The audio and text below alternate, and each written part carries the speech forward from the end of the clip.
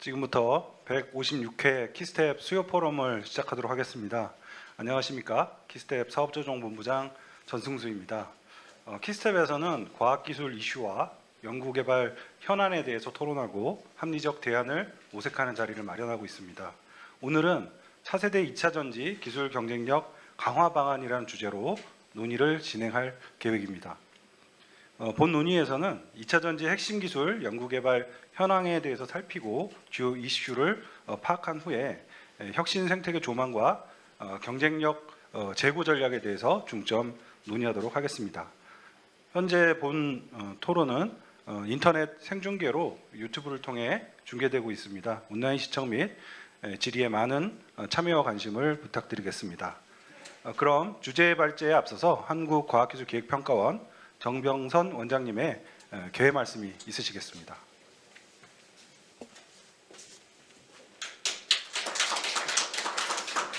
네, 안녕하십니까. 오늘 미세먼지도 안 좋은데 이렇게 많은 분이 와주셔서 감사드립니다. 그만큼 2차전지가 지금 중요성이 부각되어서 오늘 이렇게 토의하는 게 뜻깊은 의미가 크다고 보고요. 아까 인트로에서도 잠깐 소개해드렸지만 이제 탄소 중립이 본격화되면서 전기 자동차에 대한 보급이 확산되고 있고, 그에 따라서 지금 2차 전지에 대한 수요도 글로벌로 굉장히 지금 크게 늘고 있는 것 같습니다. 지금 전망에 따르면 앞으로 10년 내에 2차 전지에 대한 글로벌 시장이 10배로 늘 거라고 합니다. 20년에 약 461억 달러였는데 30년에는 3,517억 달러로 성장할 것으로 지금 전망을 하고 있고요.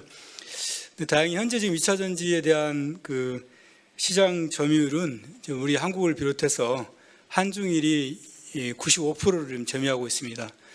그렇지만 2차 전지 공급망 확보 경쟁으로 앞으로 이제 글로벌 밸류체인에 이 균열이 있을 거다 이렇게 전망됨에 따라서 미국과 유럽을 비롯해서 세계 각국이 글로벌리 이제 필수 광물을 좀 선점하고 그리고 핵심 기술력을 확보하기 위한 막대한 투자를 지금 발표를 하고 있습니다.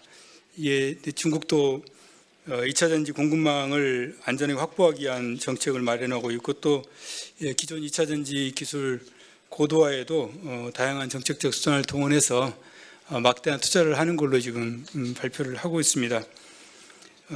미국과 유럽도 지금 이제 2차 전지 공급망 형성과 또 산업 육성을 위한 정책들을 지금 발표하고 있고요. 여기에 대응해서 저희 나라도 2차 전지를 국가 전략기술의 하나로 지금 발표를 해서 지금 대응을 하고 있습니다. 초격차 기술을 확보하기 위한 대응을 좀 빠르게 하고 있는데, 거기 핵심 기술 4개를 이미 지금 발표를 했죠.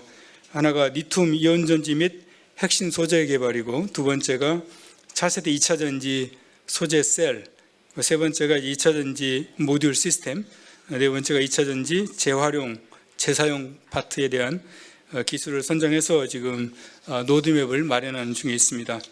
또 민간에서도 2030년까지 2차 전지 R&D 및 설비에 50조 원을 투자하겠다고 지금 발표한 바가 있습니다. 또 정부에서도 이제 배터리 얼라이언스를 출범을 시켜서 핵심 광물에 대한 공급망을 확보하고, 또 국내 2차 전지에 대한 순환 경제를 구축하면서 산업을 육성하기 위한 다양한 제도도 정비하겠다고 지금 발표를 했습니다. 하지만 아까 말씀드렸던 것처럼 2차 전지에 대한 글로벌 산업의 지형이 지금 불확실성이 너무 높아가고 있기 때문에 여기에 대응해서 우리가 전략적으로 사전에 대응하는 것이 필요하다고 보고 있고요. 거기에 따라서 오늘 이제 포럼을 준비하게 됐습니다. 오늘 포럼은 차세대 2차 전지 기술 경쟁력 강화 방안 이 주제로 하고 있고요. 또 글로벌 2차 전지 시장 선점과 기술 경쟁력을 어떻게 확보할 것인지 거기에 대한 토의가 진행이 될 예정입니다. 특별히 토론의 발제를 맡아주신 한국전자기술연구원의 송준호 수석님과 또 토론자로 참여해 주신 한국배터리산업협회의 강석기 실장님, 그리고 한국전기연구원의 엄승욱 센터장님, 경기대학교의 박용준 교수님께도 깊이 감사의 말씀을 드립니다. 또 오늘 온라인에서도 많은 분이 참여하고 계신데요. 참여하시고 준비하신 모든 분들께도 다시 한번 감사 말씀드립니다. 오늘 유익한 토론이 되고 여기 나온 정책 대안들이 향후 각종 정부 정책들에 반영되어서 더욱더 우리의 경쟁력을 더 확보하고 추격차를 유지하는 데 오늘 토론이 좀 조금이나마 기여할 수 있기를 바라겠습니다. 예, 감사합니다. 원장님 말씀 감사합니다. 그럼 바로 주제 발제가 있겠습니다. 송준호 한국전자기술연구원 차세대 전지연구센터 수석연구원이시고요. 전 산업부의 2차 전지 PM을 역임하셨습니다. 발제 부탁드리겠습니다.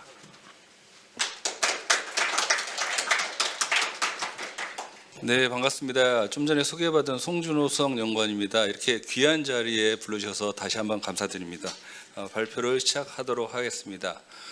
오늘 말씀드릴 내용은 2차 전지 현재 우리나라가 그래도 가장 잘하고 있는 분야 중에 하나인 2차 전지의 어떤 현안 그리고 실제 이슈들 그리고 어떻게 기술 경쟁력을 강화시킬지를 말씀드리고자 합니다. 2차 전지가 중요하다는 건 모두 다들 아실 거예요. 기존의 핸드폰, 모바일 IoT부터 시작했다면 현재 전기자동차 이슈로 인해서 급격히 시장이 커가고 있고요. 너무 시장이 커져서 30년 이후에는 예측하기도 어려울 정도로 엄청 커지고 있습니다. 이게 수요가 리드하기보다는 공급이 부족해서 이 정도 시장밖에 안 열린다고 보시는 게 맞을 것 같고요. 충분히 배터리만 공급된다면 신재생에너지나 이쪽 ESS 분야 쪽으로도 훨씬 더 확장될 수 있지만 그럼에도 불구하고 아직은 앞에서 원장님 말씀하셨다시피 10년에 10배 이상의 성장이 가능하다라고 말씀드리고 싶습니다. 보통 여기저기서 2차 전지 산업은 뭐가 다르길래 반도체, 조선 이런 것과 뭐가 다르냐는 질문이 많으셔서 이런 장표를 준비해 봤는데요. 2차 전지 산업은 정통적으로 기술 집약적인 산업이 되겠습니다. 이게 보통은 암묵지라 하기도 하고 혹자는 아날로그 기술에 가깝기 때문에 축적된 공정관리 및 설계 기술이 많이 중요한데 그게 수치화하거나 계량화가 되지가 않는다. 따라서 오랜 경험이 있는 나라만이 이 전지를 만들 수 있고 현재는 한중일밖에는 못하는 이유이기도 합니다. 따라서 고급 R&D 및 생산 인력이 매우 중요하고 기술 축적이 5에서 10년이기 때문에 현재 한중일이 잘하고 있는 것은 10년, 20년 전에부터 준비를 했기 때문에 지금 잘하는 것이고 미국이나 유럽이 이걸 쫓아가기 위해서는 향후 10년 뒤까지를 본 큰 그림상에서 접근을 해야 된다는 말씀을 드리고자 합니다. 두 번째로는 핸드폰에 들어가는 하나짜리 만들 때랑 다르게 자동차나 ESS에는 몇백 개에서 몇천 개의 셀이 들어가게 됩니다. 따라서 대규모의 기술과 설비 투자가 필요한 자본 집약적 산업이 되었습니다. 그렇기 때문에 웬만한 자본이 있지 않고는 함부로 배터리 산업에 진출할 수 없는 구조이기도 합니다.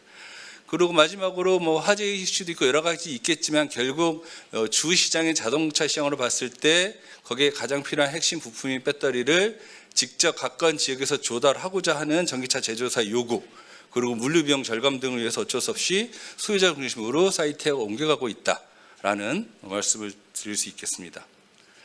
산업 동향은 2030년에 한 3,700억, 약 440조.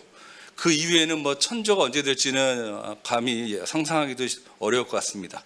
이렇게 시장이 크고 현재 아직은 얘기 안 하고 있지만 로봇이나 또는 UAM, AAM이라고 하는데 그러나 친환경 선박 이런 다양한 미래 모빌리티 쪽에 다양하게 접목이 될 것이기 때문에 시장은 무궁무진하다라고 말씀드리겠습니다. 그러면 우리나라 상황은 어떠냐 보면 지금 여러 자료에 따르면 결국 전기차 이슈만 있어서 중국에 넘어간 지 오래다 이렇게 하지만 IT와 ESS까지 다 종합을 한다면 아직은 우리나라가 우위에 어느 정도 있긴 하고요. 결국은 이제 중국 시장이 비경쟁 시장이기 때문에 중국 시장을 제외한다면 미국이나 유럽 시장을 위주로 봤을 때 우리나라가 아직은 괜찮긴 하나 현재 유럽에 이제 CATL 등등이 진출했기 때문에 유럽에서 이제 본격적으로 2025년까지 그 이후까지 경쟁이 본격화될 것이고 미국은 저희가 선점한 효과가 25년 이후에도 어느 정도 유지가 될 수 있지 않을까 싶습니다. 결국 이렇게 배터리사가 치열하게 경쟁하고 있고 경쟁뿐만 아니라 이게 공급 이슈가 있기 때문에 소재사, 배터리사 이후에 전기차 회사까지도 협업을 통해서 상생 발전을 하고 있습니다. 예를 들어서 리튬에 대한 원료 공급을 소재사가 고민하지 않습니다. 고민 당연히 하겠죠. 근데 그거는 지금 전기차 회사까지도 같이 고민하는 시기가 됐습니다. 따라서 어떤 데들은 원료를 산업해서 양극재 기업에 줘가지고 양극재를 안정적으로 공급받을 수 있는 환경이 됐기 때문에 보다 큰 틀에서 시장이 돌아가고 있다고 말씀드릴 수 있겠습니다. 국내 소재 기업 세계 시장 점유율이 최근 몇 년 동안에 많이 올라왔습니다. 그리고 규모의 경제에서 확실히 커졌고요. FBM이 이제 가장 선도 기업이라 볼 수 있는데 1조 넘은 지가 한 3년밖에 안 된 것 같은데 벌써 5조, 6조 얘기가 나오고요. 2025년, 30년 되면은 20조, 30조 이렇게 시장이 열리겠죠. 그만큼의 규모의 경제가 됐고요. 따라서 이 정도 규모가 되지 않으면 새롭게 진출하기는 상당히 어렵습니다. 그 이외에도 음극재 또는 전액 분리막 모두 국내 기업이 선방을 하고 있습니다. 시장을 이렇게 보시면 될 것 같습니다. 우리나라 전지 3사가 전 세계 시장에서 한 30-40%를 차지할 것이고 거기에 들어가는 매출액 대비 70%가 소재 부품에 관련된 재료 비성입니다. 따라서 그중에 한국 기업의 소재 부품을 몇 프로를 사주냐에 따라서 국내 소부장 기업들의 매출의 규모가 잡히게 됩니다. 이런 매우 큰 규모의 경제, 즉 2030년에 한 450조 중에서 우리나라 전지 3사가 150조 이상을 한다면 그 중에 100조가 소재 부품의 매출이기 때문에 그만큼 시장이 많이 커졌다라고 말씀드리겠습니다. 그럼 먼저 산업의 중요성 세 가지, 그리고 이슈, 기술적인 이슈 이런 식으로 한번 정리해 보고자 합니다. 첫 번째로는 당연히 미래 먹거리 시장이다. 2030년까지 시장이 10배 이상 성장할 것이고 그 이유는 충분히 더 커질 수 있다. 우리나라나 일본이나 중국이나 다 소형 IT 기기용, 즉 핸드폰, 노트북에 들어갔던 기술력 기반으로 전기차용으로 기술을 확대시켰고 결국 우리는 미국, 유럽 등에서 선지적 투자를 통해서 안정적으로 생산 능력을 확보해 왔습니다. 그리고 지금 21년 만기적 수주전자 560조고 작년 기준은 700조 얘기가 나오고 있지만 현재 비공식적으로는 1000조 가까이 올라갔다고 수주 잔고가 예측이 되고 있습니다. 두 번째로는 이런 단순히 시장 규모뿐만 아니라 온실가스 감축 노력, 탄소 진입, 큰 거대 담론으로 인해서 전기차 보급이 확산될 수밖에 없고 엄청 늘어나고 있는 신재생 에너지의 저장으로서도 ESS가 중요할 수밖에 없다. 즉 다양한 차량 회사들이 판매 중단을 선언했을 뿐만 아니라 특히나 유럽은 경우에는 배터리 전주기에 있어서의 탄소 배출량 규제를 통해서 친환경화를 가속시키고 있습니다. 또한 유럽에서는 배터리 제조에 필요한 핵심 원재료 등을 재활용 원료를 몇 프로 이상 꼭 쓰게 규제를 가하고 있기 때문에 이런 모든 것들이 이제 되게 중요한 포인트라고 말씀드리겠습니다. 결국은 이런 배터리가 미래 경쟁력의 가장 중요한 부품, 핵심이기 때문에 미국이나 유럽이나 다양한 방법으로 자기만의 어떤 그 노하우 또는 기술을 확보하기 위해서 다양한 작전을 피우고 있습니다. 미국은 IRA법을 시행을 하고 있고 결국은 국내 자국의 배터리 생산을 늘리려는 노력을 하고 있습니다. 이유도 마찬가지 이슈가 있고요. 산업적으로 현안은 전지사 간이나 수요사 간의 경쟁이 엄청 심해지고 있다. 중국은 너무 경쟁이 안 되는 자국만의 시장이기 때문에 배제한다면 이제 유럽이 21년까지는 우리나라가 독주를 했지만 작년 올해부터는 거의 우리나라와 중국이 반번하는 형태가 될 것 같고요. 그게 언제 뒤집어질지는 좀 더 가봐야 될 것 같습니다.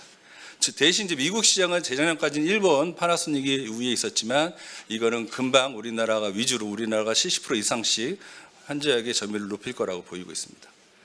두 번째로는 소재 부품, 이제 원재료까지 올라가서 산업 공급망 이슈가 확대된 것이죠. 지금 가장 중요한 소재인 양극재, 금액 비중이 가장 높기 때문에 그 양극재에 들어가는 리튬이나 니켈, 코발트 등이 특정 지역에 분포가 되어 있고 그것이 거기에 중국 자본이 되게 많이 들어와 있기 때문에 원재료에 있어서의 중국의 영향력이 지대하고 있습니다. 그럼 이걸 어떻게 해결할 거냐의 문제가 대두가 되고 있고요. 이런 문제를 우리나라 단독으로 풀 수 있는 건 아닙니다. 다양한 우방 국가들과의 협업을 통해서 해결할 부분이 되겠습니다. 세 번째로는 결국 배터리 신산업 입장에서의 재사용 재활용이 얼마나 활성화되느냐가 되겠습니다. 결국은 원재료를 채굴하는 것보다는 폐배터리부터 재활용하는 것이 훨씬 더 경제적이고 두 번째로는 2차 전지이기 때문에 배터리는 다 사용을 한 이후에도 초기 용량이 한 60, 70%가 남아있기 때문에 그걸 바로 버릴 것이냐의 이슈가 있습니다. 그래서 그것을 서비스 관점에서 다시 사용하는 재사용에 대한 이슈들이 커지고 있고요.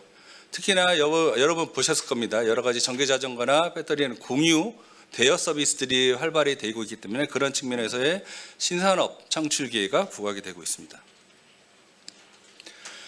이게 규모가 얼마인지 잘 모르시는 것 같아서 대충 1기가 또는 1테라와트-아워의 배터리 양을 봤을 때 이게 전기차로 본다면 한 1,700만 대. 물론 차 한 대 배터리가 많이 들어간다면 한 1,000만 대 정도. 그러니까 2030년에 대략 전기차 침투율이 한 30%다. 그러면은 대충 계산해 보시면 3,000만 대가 되고 3,000만 대면 토양 기준으로는 2테라와트가 1년에 생산이 돼야 된다라고 보시면 되겠습니다. 거기에 필요한 원재료는 135만 톤이니까 이 정도의 규모가 어떤 물건이 필요하다. 이렇게 보실 수가 있고 결국 ESS에 재사용하거나 해서 이거를 다시 원재료를 재활용을 해야만이 친환경적으로 순환 체계가 구축될 수 있다라고 말씀드리겠습니다. 여기 뭐 기술 중요하게 기술적으로 가장 중요한 하나의 한 3가지 정도 같습니다. 첫 번째로는 우리나라가 잘하는 삼원계 배터리, 그리고 중국이 잘하는 인산철 배터리. 중국이 잘한다기보다는 원래 중국도 삼원계를 하고 싶었으나 기술적 난이도가 높아서 처음에는 좀 더 용이한 인산철부터 시작을 했고요. 그러면서 중국 정부가 인산철에만 보조금을 주기 시작한 이후로 중국의 삼원계 기술이 약간 우리나라보다는 지연된 부분이 현재 우리나라가 삼원계 배터리가 강점인 이유 중에 하나이기도 합니다. 결국 어쨌든 전기차용 배터리가 고도화됨에 따라서 한번 주행에 기존에 200km, 300km 가는 것들이 500km, 600km로 가는 시대가 왔거나 오고 있습니다. 결국 그 소리는 인산철 전지도 한번 충전하면 300km 이상 갈 수 있게 됐고 굳이 뭐 택배 차량이나 소형 트럭 같은 경우에 하루에 200km밖에 안 가는 다양한 응용 분야에는 굳이 고가의 아무래도 고성능의 가격이 비싼 삼원계 전지를 쓸 이유는 별로 없어집니다. 따라서 기술의 한계는 명확하지나 하나 전체 배터리 시장이 원체 커가고 있기 때문에 다양한 응용 분야, 즉 중저가 분야에서는 확실하게 입지를 가져갈 것으로 보이고 있습니다. 두 번째 기술 이슈로는 원통형 전지, 각형 전지, 파우치 전지가 되겠죠. 전통적으로 파우치 전지 우리나라의 LG랑 SK가 주로 하고 있고 가장 가볍고 유연한 외장재를 쓰기 때문에 가장 무게당 에너지를 극대화시킬 수 있는 장점이 있습니다. 그럼에도 불구하고 여러 가지 단점도 있죠. 최근에 원통형 이슈가 되게 핫하고 있는데요. 지금 각각은 서로 응용 분야에 따라서 다양한 형태로 되긴 하겠지만 중국 업체가 대부분이 각형 전지를 하기 때문에 21년 기준은 각형이 당연히 60%로 많습니다. 관건은 이제 원통형 중에 좀 굵고 큰 4680 이게 대형화에 성공해서 실제로 시장에 안착을 할 거냐, 이게 가장 중요한 부분이고요. 이러한 대형화 기술이 생산성과 안정성을 충족시킨다면 원통형 전지의 강점이 상당히 많이 부각되지 않을까 싶습니다. 원통형 전지가 가장 사람 손을 덜 타는 공정으로 자동화하기가 가장 용이한 공정이기 때문에 원통형 전지가 성공한다는 얘기는 우리나라가 갖고 있는 장점이 조금은 퇴색될 수도 있다는 뜻이기도 하지만 그럼에도 불구하고 일단 원통형 전지도 제일 잘하는 나라는 우리나라입니다. 따라서 우리나라 LG나 삼성이 먼저 테슬라에 진출을 하고 한다면은 계속 좋은 입지를 가져갈 수 있을 거라고 저는 판단하고 있습니다.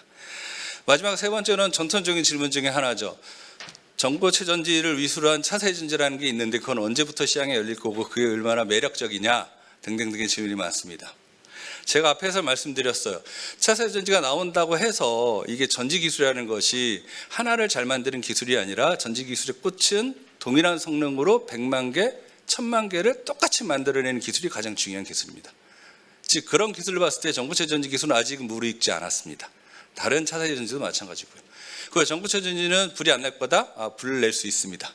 현저하게 불을 낼 확률이 줄어들 뿐입니다. 즉 에너지를 담고 있는 배터리는 언제든지 오남용이나 잘못 사용했을 때는 불이 날 수 있는 환경에 다만 불이 나더라도 크게 확전되거나 이런 거는 아니겠죠. 다만 이런 전지 기술이 언젠가 시장에 열릴 일이 있는데 이게 갑자기 1, 2년 한다고 전지 기술이 열려서 시장에 나오지는 않습니다. 우리나라가 지금 잘하는 것은 소형전지부터 10년, 20년 동안에 축적된 노하우가 지금 빛을 발하고 있는 겁니다. 따라서 차세 전지 기술도 늦었지만 지금부터 10년은 해야 그 다음에 시장이 좀 열린다고 보시면 되겠습니다. 즉 일본 자료에 따르면 2035년쯤에 한 25조 정도의 시장이 열릴 거다라고 예측을 하고 있는데 2035년에 전지 전체 시장이 못해도 600조는 넘을 겁니다. 따라서 시장 점유율은 되게 낮을 겁니다. 다만 지금 상용 전지가 사용이 안 되는 분야, 예를 들어서 영하 50도의 극지 환경 또는 100도 이상의 극한 환경에서는 액체 전해질을 쓰지 않는 다양한 어떤 에너지 저장 장치가 당연히 필요합니다. 그런 부분은 아무리 비싸더라도 시장이 열릴 것이고 그런 특수용부터 조금씩 시장이 열리지 않을까 그렇게 보고 있습니다. 따라서 요번에 작년에 발표를 했죠. 2차전지 산업혁신 전략을 11월 1일 날 배터리 산업의 날 발표를 했습니다. 세 가지 목표는 결국 이게 규모의 경제, 공급망 이슈가 생겼기 때문에 안정적인 공급망을 어떻게 확보할 것이냐. 두 번째로는 여러분들 다 우려하시지만 전지사들이 다 해외 나가서 공장 짓는데 뭐냐. 근데 어쩔 수 없는 피치 못한 사정이 있는 거지만 어쨌든 가장 중요한 첨단 기술은 우리나라에 있어야 되겠다. 그래서 첨단 기술 혁신 허브는 우리나라에 사이트가 있어야 되겠다 해서 구축 부분이 있고요. 마지막으로는 국내 투자를 더 활성화시키고 핵심 인재를 양성하는 국내 건실한 생태계 조성 분야 이 세 가지가 만들게 되겠습니다. 그래서 이 세 가지를 다 하기 위해서 정부는 민간의 역량을 총결집해서 배터리 얼라이언스를 출범해서 지금 진행을 하고 있습니다. 첫 번째 안전적 공급망 확보입니다. 우리나라 전제 3사가 어쨌든 중국의 소재 기업을 조금 키워준 건 사실입니다. 우리나라 입장에서는 일본이 갖고 있던 주도권을 뺏어오기 위해서는 가격 경쟁력을 초반에 무기로 삼을 수밖에 없었고 따라서 소재 부품을 더 저렴한 중국에서 공급을 받음으로써 안정적으로 공급망을 확보를 했었습니다. 근데 지금은 이제 시대가 달라졌죠. 이제 기존 중국이 아니라 그거를 전 세계로 확대해서 다양한 루트의 공급망 다변화가 필요해졌습니다. 따라서 그걸 어떻게 확보할 것이냐. 단순히 소재 부품 단이 아니라 원재료 단까지 확장이 되고 있습니다. 다만 광물 개발이나 정제로에는 막대한 자금이 필요할 뿐만 아니라 시간이 많이 걸립니다. 예를 들어서 리튬에 대한 염호나 걸 투자를 하면 첫 생산되는데 최소 5년, 10년 이상 걸릴 겁니다. 여러 가지 조건들이 있고요. 따라서 지금 불균형은 해소되지 않습니다. 그걸 어떻게 확보할 거냐는 지금부터 몇 개월 고민해도 되는 것이 아니라 한 몇 년 동안의 장기 계획을 꾸려서 지속적으로 추진해야 될 사항이 되겠습니다. 따라 그걸 위해서는 결국은 배터리 3사 등의 수요기업, 다음에 자원개발하는 데들, 정제련하는 회사들, 다음에 돈과 관련된 정책금융기관들이 다 참여해서 여러 가지 고민들을 해가지고 핵심 광물을 어떻게 확보할지를 마련하고 있고요. 이거는 우리나라 단독이 아니라 핵심 광물이 있는 나라, 그리고 거기에 돈이나 자금이나 어떤 여러 가지 될 수 있는 미국이나 뭐 일본, 다른 나라들, 우리나라는 그거를 수요할 수 있는 수요 국가 입장에서의 어떤 3자 협력이 많이 필요한 부분이 되겠습니다. 이와 관련해서 결국 광물 채굴에서 계속 채굴해서 버릴 수는 없기 때문에 그거를 재활용하는 부분을 클로즈 루프로 순환 체계를 구축하는 게 되게 중요하고요. 따라서 이렇게 하기 위해서는 배터리를 전주기 이력 관리를 통하고 친환경성 평가 인증을 통해서 사용후 배터리 부분을 신산업을 육성하고 그것마저 다 쓴 것들은 친환경적인 방법으로 재활용하는 방식으로 배터리 순환 체계 구축이 필요한 시점이 되겠습니다. 이와 관련해서 EU 집행위에서는 20년 12월에 배터리 전주기 탄소 배출량 공개하고 배출 상한제를 도입할 것이고 2030년, 35년에는 재활용 소재를 의무화하겠다. 그리고 그 수치를 조금씩 올리거나 변경을 추구하고 있습니다. 따라서 결국은 이 재사용과 재활용은 촉진이 필수이고요. 이 부분은 우리나라가 많이 늦어져 있습니다. 제일 빨리 했던 건 역시나 테슬라입니다. 테슬라는 차량을 팔 때부터 고객과의 계약을 통해서 배터리 데이터 이력을 관리해주는 배터리 테슬라 파이라는 자회사를 통해서 차량 관리를 해주고 차가 다 끝나면 그 배터리를 다시 회수해서 간단한 검사를 통해서 바로 ESS로 쓸 수 있는 시스템으로 돌아가고 있고요. 중국은 당연히 이제 뭐 중국 정부가 주도적으로 하기 때문에 그냥 배터리를 신산업으로 간주해서 어떤 자산관리회사를 설립해서 배터리를 공유하는 쪽에 그런 노력들도 많이 하고 있습니다. 두 번째로는 마더 팩토리라고 하는 배터리 첨단 기술의 혁신 허브가 되겠습니다. 2차 전지 기술은 다양성을 이제 검토해야 됩니다. 현재까지는 고성능에 집착을 했다면 지금은 다변화를 목적으로 하고 있고요. 기존의 3원계 기술은 당연히 극대화를 해야 되고요. 그와 더불어서 현재 중국이 강점에 가고 있는 인산철 기술도 이제 우리가 확보를 하려고 하고 있어서 올해 신규 사업 하나가 출범을 했습니다. 차세 전지는 긴 관점에서 미래 전지 기술로서 전국체 전지, 리튬 황전지, 리튬 금속 전지를 타겟으로 지금 국가 첨단 프로젝트 그거 이제 일단 선정이 돼서 이제 진행하려고 전 총사업 1,500억짜리로 준비를 하고 있고요. 마지막으로 친환경화 기술이 되겠습니다. 지금은 배터리는 잘만 만들면 되는 시대는 지나갔습니다. 어떻게 깨끗하게 만들고 깨끗하게 사용하고 깨끗하게 처리를 할 것이냐라는 관점에서 되게 중요해졌습니다. 예를 들어 드리면 현재까지는 재활용해서 음극 소재는 버렸습니다. 정확히 버린 게 아니라 그게 다 탄소 덩어리이기 때문에 연료로 소모를 했습니다. 전혀 문제가 없었어요. 금액이 저렴했기 때문에 킬로그램당 한 6,000원, 7,000원밖에 안 됐기 때문에. 근데 지금부터 문제가 생겼습니다. 왜? 그걸 태워버리면 탄소 배출로 잡히고 유럽의 탄소 배출량 규제의 수치를 넘어설 수도 있습니다. 따라서 그거를 재활용을 해야 되는 이제 기술 이슈가 다시 부각이 됐다고 보시면 되겠습니다. 이런 것들 때문에 결국 R&D 센터와 최첨단 생산 기지는 국내에 구축하고 이 국가 첨단 전략 기술 또는 국가 핵심 기술인 2차전지 기술이 해외에 유출되지 않도록 완벽하게 생산만 해외에서 할 수 있는 체계로 구축하려고 하고 있고요. 따라서 각 3사는 각각 세계 최고의 전지 기술이 국내에 첫 라인이 깔릴 수 있게 다음에 그림과 같이 준비를 하고 있습니다. 추가적으로 이제 산업 생태 기반 확대에서 지금 전지 3사나 소재사들이 가장 필요하다고 요구하는 부분들은 어쩔 수 없이 인력 양성입니다. 반도체나 다른 데도 인력 없다 하지만 저희는 결의에 다릅니다. 그쪽은 새로운 기술로 조금씩 늘어나는 시장 커가는 거에 따라서 필요한 거지만 저희는 앞에 말씀드렸습니다. 10년 동안 10배 이상입니다. 당연히 사람은 10배는 아니어도 5배는 더 많아져야 됩니다. 그 많은 사람들을 공급을 해야 되는데 반도체 기술과 다르게 우리나라 전지 기술이 세계에서 제일 좋기 때문에 수입해올 인력도 없습니다. 수입은커녕 다른 나라에서 우리나라 인력들을 다 빼가는 현실입니다. 따라서 우리는 진짜 많이 키워줘야 돼가지고 지금 배터리 아카데미 신설을 하고 있고 전지 3사마저도 계약학과를 해가지고 지금 열심히 인력 양성 매진하고 있습니다. 다만 여기서 말씀드리고 싶은 거는 인력이라는 것이 1, 2년 해서 바로 되는 건 아닙니다. 뭐 만들었다고 바로 될 거 아니죠. 10년지 100년지 대계로 인력을 생각해서 준비를 해줘야 되겠다는 말씀을 꼭 드리고자 합니다.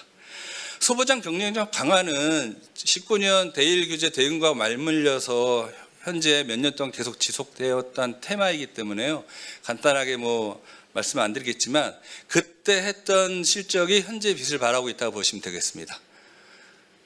예를 들어서 기사도 나왔지만 율촌화학이라고 파워치 회사는 그렇게 많이 못하다가 결국 일본의 이슈로 인해서 LG 엔솔과 적극적인 협력을 통해서 이제 1조 5천억의 계약을 올릴 정도로 결국은 전지 3사가 소재 기업을 키워줘서 이렇게 성장한 아주 큰 모범 사례입니다. 이런 것들이 갈수록 많아지는 어떤 생태의 조성이 필요하다고 보이고 있습니다.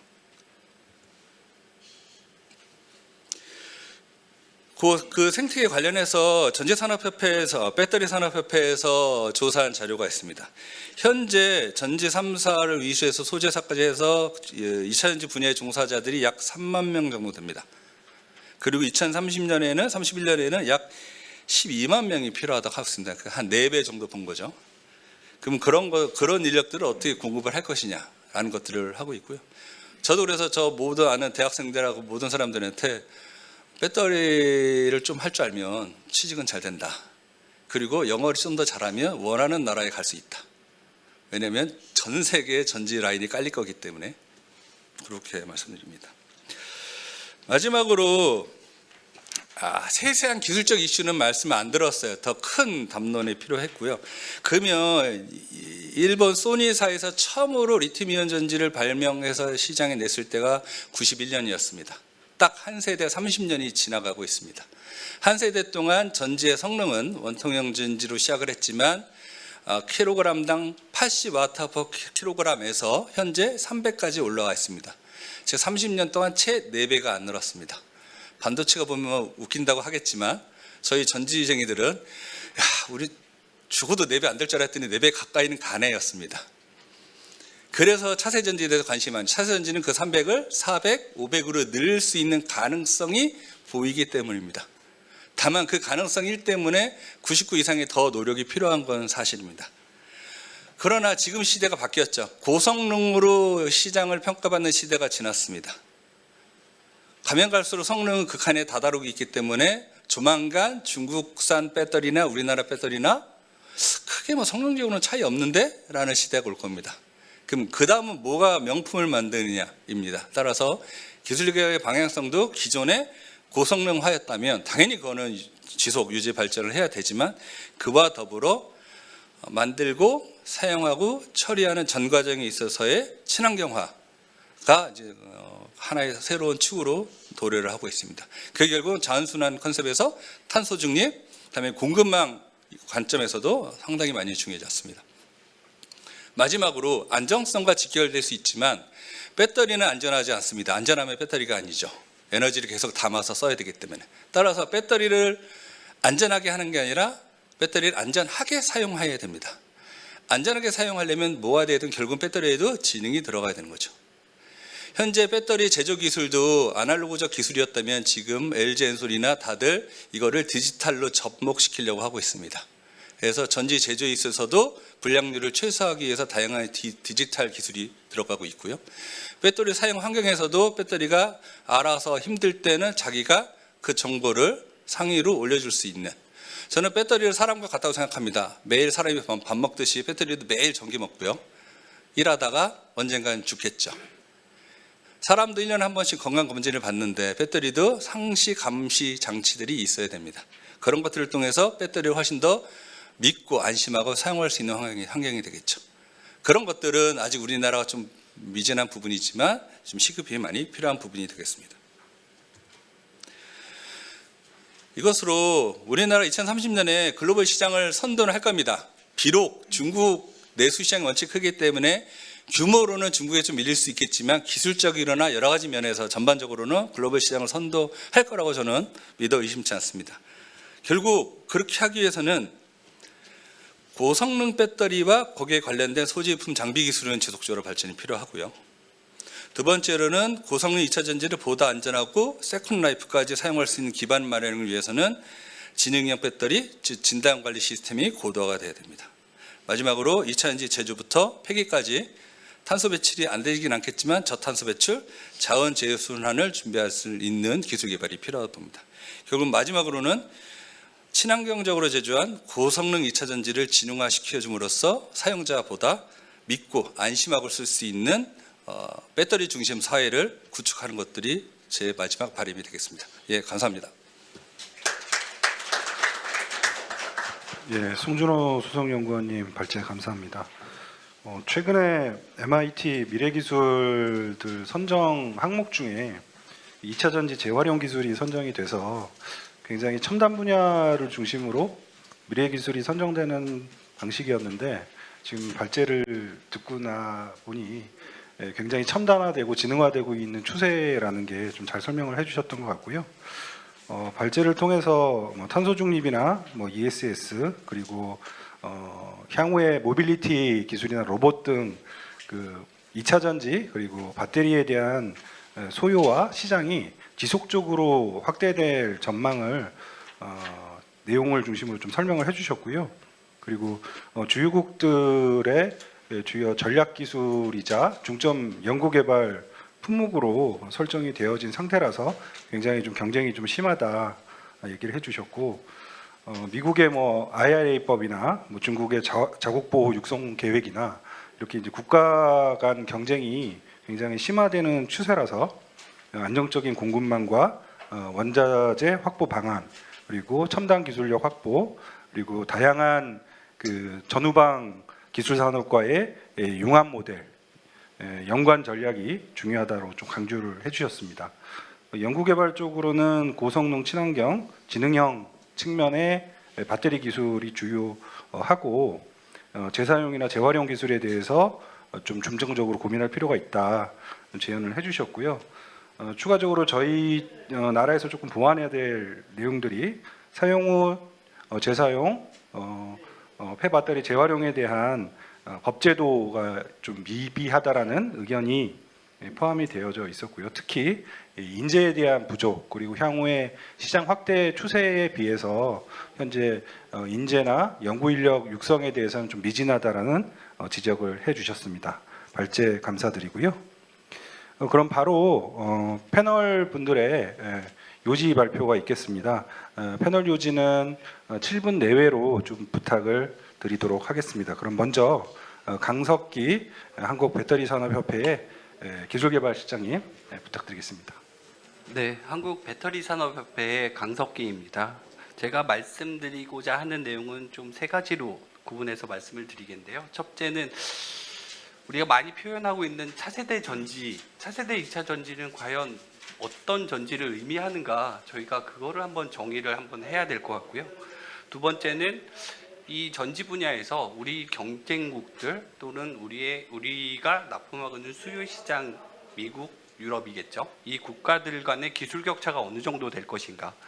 그리고 차세대 2차 전지 기술 개발을 위해서 우리가 어떤 방식으로 접근해야 될까, 이렇게 세 가지로 구분해서 말씀을 드리겠습니다.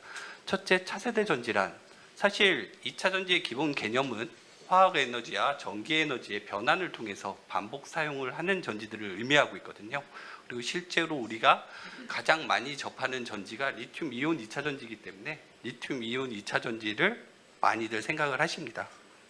그렇다면 상용화되지 않은 전지를 모두 다 우리가 차세대 전지라고 해야 될 것인가? 예. 아직 우리 주변에서 많이 안 쓰는 나트륨 이온 전지도 있고 아연 금속 전지도 있고 아연 공기 전지도 있고 다양한 종류의 그런 상용화되지 않은 전지가 있는데요. 기본적으로 우리 업계에서 이런 차세대 전지를 좀 정의를 할 때는 리튬 이온 2차 전지의 한계를 극복하는 전지, 그래서 에너지 밀도가 월등히 높다든지 안전성이 더 확보됐다든지 이런 현재 리튬 이온 전지의 단점을 극복하는 전지를 중심으로 얘기를 하는 케이스가 많고요. 그리고 상용화 시점이 과연 언제일까? 진짜 에너지 밀도는 현재 리튬 이온 전지보다 월등히 높은데도 불구하고 상용화 시점이 20년 뒤, 30년 뒤로 예측된다면 차세대 전지는 맞지만 우리가 집중해야 될 전지는 현재는 아니다 라고 판단할 수 있을 것 같습니다. 그래서 그러면 리튬이온 전지의 단점을 극복하는 차세대 전지, 상용화 비교적 가까운 전지로서 아까 송준호 박사님께서 말씀하신 전고체 전지, 리튬 환 전지, 리튬 금속 전지로 좀 한정해서 얘기를 해볼 수 있을 것 같습니다. 이런 전지들을 개발하기 위해서 사실 21년도하고 20년도에 각각 2차 전지 산업 발전 전략 그리고 작년에 산업 혁신 전략을 정부에서 발표를 했고요. 이 세 가지 전지 중심으로 기술 개발을 하겠다고 하였습니다. 선진국과 국내 차세대 2차 전지의 기술 격차 수준, 결론부터 말씀을 드리면 키아트가 21년도에 기술 수준 격차를 한번 발표한 적이 있었는데요. 우리가 미국, 유럽을 100으로 미국, 일본 100으로 봤을 때 우리나라는 약 86% 정도 수준이다라고 키아트에서 발표를 했습니다. 결국은 차세대 2차 전지에서는 우리나라가 선도를 아직은 못하고 있다. 따라가야 하는 후발주자로서 다가가고 있다라고 저희는 판단을 하고 있습니다. 그럼에도 불구하고 우리가 차세대 전지에만 집중을 할 것인가? 아니면 현재 리튬이온 전지에 집중을 할 것인가? 이런 것들은 또 별도로 검토를 해봐야 되는데요. 사실 리튬이온 2차 전지가 아까 말씀하신 것처럼 일본에서 개발한 지 30년이 됐음에도 불구하고 아직 이 전지를 대체할 만한 그런 차세대 전지가 개발되지 않았습니다. 결국은 향후 얼마나 더 리튬이온 전지가 시장에서 독보적인 위치를 차지할지 예측하기 어렵습니다. 물론 기술의 발전이 어느 한순간에 폭발할 수도 있겠지만 대부분의 엔지니어들이나 봤을 때 30년까지는 리튬이온 전지가 주도할 시장이다라고 판단을 하고 있고요. 그 이후에 이제 차세대 전지가 개발될 거다라고 하고 있고, 전 개인적으로는 차세대 전지가 개발되더라도 전기차에 바로 적용이 될 수 있을까? 가격적인 문제도 있고요. 초기에 개발된 차세대 전지가 리튬이온 전지의 에너지 밀도를 무시할 정도 아주 높을 거라고 판단되지 않습니다. 따라서 리튬이온 전지 시장과 앞으로 다가올 차세대 2차 전지 시장을 좀 구분할 필요가 있다고 생각을 하고 있고요. 그래서 리튬이온 전지는 지금 기업들이 잘 하고 있는 분야이기도 하니까 기업들이 주도를 하고 정부가 서포트를 해주는 형태의 개발, 그리고 차세대 2차 전지는 정부가 좀 주도를 해서 기술 개발을 해 나가야 할 분야라고 판단을 하고 있습니다. 예, 이상입니다. 예, 요지 발표 감사드립니다. 우선 차세대 2차 전지의 세부적인 기술에 있어서 약간 한계 극복이 가능한 분야 중에 좀 선정을 해서 좀 좁혀서 연구 개발을 좀 집중할 필요가 있다는 걸 좀 강조를 해주셨고, 차세대 2차 전지 분야에서는 미일 대비 한 86% 정도로 좀 저희 나라의 기술 수준이 좀 부족하다라는 걸 지적을 해주셨습니다. 그리고 향후에 차세대 2차 전지 기술이 확보되더라도 원활한 시장 진입이나 부가가치가 확보되는 산업 육성 방안들이 좀 조기에 모색되고 그게 필요한 환경적인 부분들을 구축할 필요가 있다라는 것과 정부와 민간의 역할을 좀 구조적으로 미리 준비할 필요가 있다는 걸 좀 강조해 주셨습니다. 그러면은 다음으로 엄승욱 센터장님 요지 발표 말씀 부탁드리겠습니다. 네, 한국전기연구원의 엄승욱입니다. 저는 R&D 측면에서 우리나라가 2차 전지를 지금 실질적으로는 세계 1위를 달성하고 있는 중인데, 어떻게 하면 이 1위를 계속 수성을 할 수 있는지, R&D 전략을 어떻게 가져가야 되는 것이 맞는지에 대한 측면에서 좀 말씀을 드리고자 합니다. 전체 한 4가지 정도로 말씀을 드리고 싶은데요. 먼저 첫 번째는 이 R&D의 수행 단계에 대해서 좀 언급을 하고 싶습니다.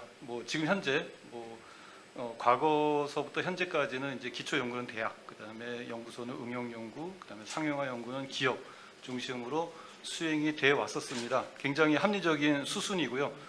굉장히 좋은 방법이라고 생각이 되지만, 앞으로 우리가 쫓아가는 단계를 넘어서 우리가 1위를 계속 달성을 해야 되기 위해서는 뭔가 좀 단계를 좀 바꿔야 되지 않을까라는 생각이 들고요.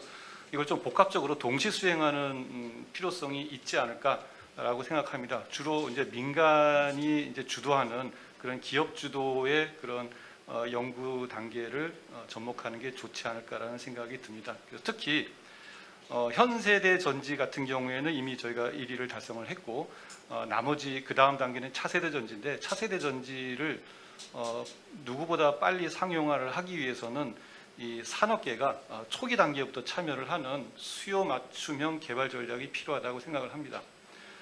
두 번째는 차세대 전지의 조기 상용화의 필요성에 대해서 말씀을 드리고 싶은데요. 어떤 산업 분야든지 1위의 중요성은 굉장히 중요합니다. 1위가 누구냐, 어떤 국가가 차지하느냐에 따라서 그 산업의 주도권을 줄 수 있는 것이 바뀌기 때문에, 지금 현재 전기 자동차에 의해서 미래 산업으로 생각되는 미래 모빌리티 산업이 지금 등장을 하고 있죠.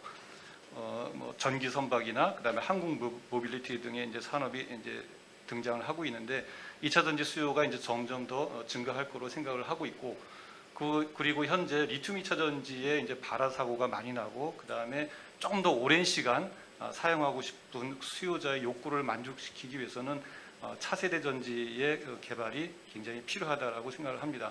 따라서 한중일의 주도권을 놓친 세계 각국의 2차 전지 산업군이 이 차세대 전지의 주도권을 쥐기 위해서 굉장히 치열한 경쟁을 펼치고 있습니다. 그래서 우리나라도 이 차세대 전지군의 조기 상용화를 하는 것이 굉장히 중요하다. 그래서 이러한 전략을 수행하기 위해서는, 저는 물론 제가 이제 출연연구소에 몸담고 있기 때문이기도 하지만, 출연연구소 중심의 개발 전략이 굉장히 중요하다고 생각합니다.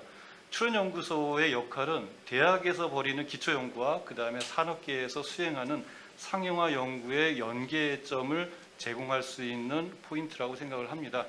그래서 이 출연연구소가 중점이 돼서 연구 단계에서부터 수요 기업을 참여시켜서 대학과의 기초연구와 연계해서 상용화 방향을 조율하고, 그다음에 조기 상용화를 앞당기는 그런 정책이 굉장히 필요하다고 보고요. 물론 다 그런 건 아닙니다만 일부 어떤 연구 컨소시엄 내에서 그들만의 리그로 그 R&D를 개발하는 그런 형태가 없지 않아 있었습니다. 그래서 이런 것을 조금 효율화하기 위해서는 산업계가 초기부터 참여하는 그런 형태의 연구개발 단계가 필요하다고 생각을 합니다. 물론 이제 현재 우리 국가에서는 그 차세대 전지 조기 상용화를 위해서 그 맞춤형 R&D 지원 정책을 시행하고 있는 것으로 알고 있습니다. 이것은 매우 바람직한 걸로 생각이 됩니다. 그다음 세 번째는 조금 말하기가 좀 불편하기도 합니다만 동일 주제에 기관별 병렬 연구 수행을 통해서 최고의 결과를 창출하는 전략이 필요하지 않을까라는 생각입니다. 이는 현재까지는 R&D에 중복 투자를 굉장히 두려워했습니다.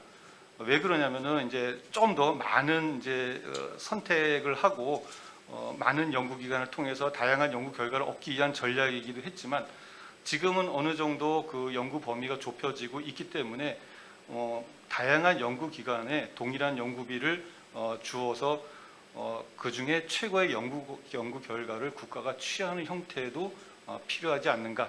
물론 여기에는 이제 실패를 용납하는 제도 마련이 필요하다고 생각합니다. 그래서 결론적으로는 중복 연구에 대한 혐오와 그다음에 두려움을 극복할 필요가 있다고 생각을 합니다. 그리고 마지막으로는 미래 산업과의 연계 전략이 필요하다고 생각을 하는데 미래 산업이라고 얘기하는 것은 이제 전기 선박이나 그다음에 항공 모빌리티 등과 같은 미래 모빌리티 산업입니다. 그래서 배터리 기반의 신성장 산업 부흥을 위한 맞춤형 차세대 전지 기술 개발이 필요하다고 생각을 하고요. 지금 뭐 많은 분들이 차세대 전지의 개발 필요성을 언급하고 있습니다. 물론 차세대 전지가 개발된다고 해서 지금 현재 사용하고 있는 리튬 2차 전지를 100% 대체하지는 않을 거라고 생각을 합니다. 하지만 그 차세대 전지가 기반이 돼서 새로운 미래 산업을 선도할 수 있는 그런 계기는 충분히 마련해 줄 거라고 생각을 하고 있습니다. 그래서 전고체 전지나 리튬황 전지, 물론 이제 리튬 금속 기반의 전지도 마찬가지지만 이런 것들을 기반으로 한 미래 모빌리티 산업의 주요 전원으로 채택하는 그런 전략이 필요하다고 생각합니다. 그래서 우리 전지 산업이 이런 미래 모빌리티 산업군과 같이 공조해서 추진 전원 설계 전략이 필요하다고 생각합니다. 그래서 마무리하면은 총 4가지를 말씀드렸습니다. 산업계와 일체화된 연구 수행 전략이 필요하고요. 그 다음에 1등 수성을 위해서는 차세대 전지의 조기 상용화 전략이 필요합니다. 그리고 중복 연구에 대한 혐오와 두려움을 극복할 필요가 있고요. 마지막으로 미래 모빌리티 산업과의 연계 전략이 필요하다. 이렇게 정리를 하고 싶습니다. 예, 이상 마치겠습니다. 예, 말씀 감사합니다. 주요 전략으로 4가지 정도 제안을 해주셨고 현재 빠른 상용화 그리고 세계 1위의 기술력 확보 수성 그리고 또 출연연에 대한 역할의 강화 그리고 또 미래 산업 간의 연계 전략 등을 좀 강조를 해주셨는데요. 출연연의 연구 관련돼서 기존의 병렬 연구에 대해서 좀 강조를 해주셨고 유사 중복에 대해서는 좀 허용이 필요하다라고 얘기를 해주셨는데 최근에 이제 저희 국가 연구개발 사업이 혁신 도전형의 경쟁형 연구들을 촉진하려는 방향성이 있기 때문에 일부 의견과 좀 부합되는 부분도 있다 좀 말씀을 드리겠습니다. 그럼 마지막으로 그 박용준 교수님 요지 발표 부탁드리겠습니다. 예, 경기대학교 박용준입니다. 저는 이제 대학에 이제 몸을 담고 있기 때문에 좀 대학 시각에서 좀 말씀을 좀 드리도록 하겠습니다. 최근 이제 사회적으로도 이제 2차 전지에 대한 이제 관심들이 많이 이제 늘어났죠. 아까 이제 송준호 박사님께서도 이제 말씀하시기에 이제 좀 그 인력이 많이 부족하다는 말씀을 하셨는데 다행히도 이제 요즘 학부라든지 대학원 학생들이 2차 전지에 많은 관심을 가지고 있고요. 그리고 2차 전지를 전공하고 싶어하는 학생들이 굉장히 기하급수적으로 많이 늘었습니다. 그래서 앞으로 이제 2차 전지 쪽에는 이제 많은 인력들이 좀 지원을 할 거라고 생각이 되고 있습니다. 그리고 이제 국가적으로도 이쪽에 이제 사업에 이제 많은 관심을 가지고 있는 것도 이제 사실이라고 생각이 되는데요. 특히 이제 2020년부터는 이제 2차 전지 전문 인력 양성 사업을 이제 실시를 하고 있어가지고 한 10개 대학에서 상당히 많은 인원들을 특히 이제 석사, 박사 학생들 위주로 이제 배출을 하고 있고요 이미. 그다음에 이제 또 배터리 이제 리사이클링이 이제 중요시 되기 때문에 이제 2022년부터는 배터리 재활용, 재사용 인력 양성 사업을 이제 실시를 하고 있습니다. 거기에서도 이제 아직까지는 이제 학생이 배출이 안 된 걸로 아는데 이제 2024년부터 이제 학생들이 배출될 예정으로 있습니다. 하지만 앞으로도 이제 더 많은 학생들이 이제 필요할 거라고 생각이 되고요. 또한 이제 학교에서 이제 최근에 이제 2차전지 관련 전문가 분들께서 이제 교수 임용되는 비율이 상당히 높아졌습니다. 그래서 이제 젊은 교수님들이 굉장히 많이 늘었고요. 교수님들이 늘게 되면 당연히 이제 거기서 교육받게 되는 석박사 학생들도 이제 늘어나게 되겠죠. 그래서 앞으로는 이제 좀 더 많은 대학원 학생들이 이제 배출이 될 거라고 생각이 되고 있습니다. 하지만 그럼에도 불구하고 아직까지 이제 기업체에서 요구하는 그 수요는 따라가기 좀 어려운 상황인 것도 사실이고요. 앞에서 이제 말씀하셨다시피 향후 이제 인력이 한 10년 안에 한 5배 이상 이제 늘 걸로 이제 예상이 되고 있기 때문에 그 정도 이제 인력을 이제 배출하기 위해서는 물론 이제 대학에서 이제 열심히 해야 되겠죠. 그리고 이제 대학에서 이제 연구하고 있는 차세대 2차전지 쪽은 이제 상당히 많은 분야가 있는데 대표적으로 이제 전고체 2차전지 어떻게 보면 이제 제일 이제 상용화에 가깝다고 많이들 말씀하시는 전고체 2차전지를 이제 많이들 연구하고 있고요. 그다음에 리튬 황전지, 그다음에 리튬 금속을 이용하는 그런 2차전지, 그리고 나트륨 2차전지 또는 리튬 공기 2차전지 이런 것들 이제 차세대 2차전지로 이제 많이 연구가 되고 있습니다. 어떻게 보면 현재 이제 그 대학에서 연구하는 연구 내용들은 차세대 2차전지 분야가 아마 기존의 리튬 이온 2차전지 분야보다 더 많지 않을까 하는 생각을 사실 가집니다. 그래서 아마 특히 이제 석사라든지 박사급 학생들 배출되는 것은 이제 차세대 2차전지 쪽을 이제 전공한 학생들이 좀 더 많이 배출되고 있지 않을까 그렇게 이제 생각을 하고 있습니다. 그래서 이런 학생들이 이제 최근에 이제 취업 현장에 이제 많이 이제 진출을 하고 있는데요. 2차전지 산업 분야가 굉장히 발전성이 높다는 건 다들 알고 있고요. 그래서 흔히 말하는 대기업 3사, LG 에너지 솔루션, 삼성 SDI, SK 온과 같은 대기업 3사에 대한 어떤 그 인기는 굉장히 높다고 말씀을 드릴 수가 있습니다. 근데 이제 좀 어려운 게 학생들이 이렇게 대기업 3사에만 좀 지나치게 몰리는 경향이 있고요.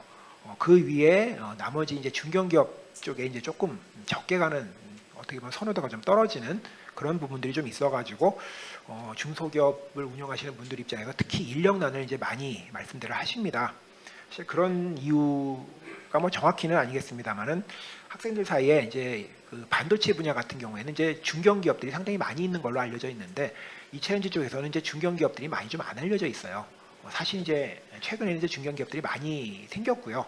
그리고 대학 그 기업들 규모도 굉장히 이제 커지고 있습니다만은 그게 이제 수년 최근 몇 년간에 급격히 커지다 보니까 학생들한테 이제 아직 안 알려져 있죠. 대표적으로 에코프로 BM 같은 경우도 엄청난 지금 성장을 하고 있습니다만은 학생들한테는 아직도 취업 쪽에서 좀 덜 알려져 있고 또 그 외에 이제 굉장히 좋은 기업들이 많이 있습니다만은 아직 좀 덜 알려져 있는 부분들이 있습니다. 이제 그거는 이제 시간이 좀 지나게 되면 차차 이제 학생들 인식도 좀 바뀌게 될 거라고 생각합니다만은 한편으로는 좀 그 규모가 큰 중견기업들이 많이 좀 더 성장을 해주는 것이 학생들한테 좀 더 좋지 않을까 하는 생각을 하고 있습니다. 그리고 또 이제 아까 이제 대학에서는 이제 차세대 2차전지 쪽을 전공한 학생들이 조금 더 많을 거라고도 말씀을 드렸는데요. 사실상 이제 기업체에서는 현재 압도적으로 기존의 리튬 이온 2차전지를 전공한 학생들이 더 많이 필요하겠죠.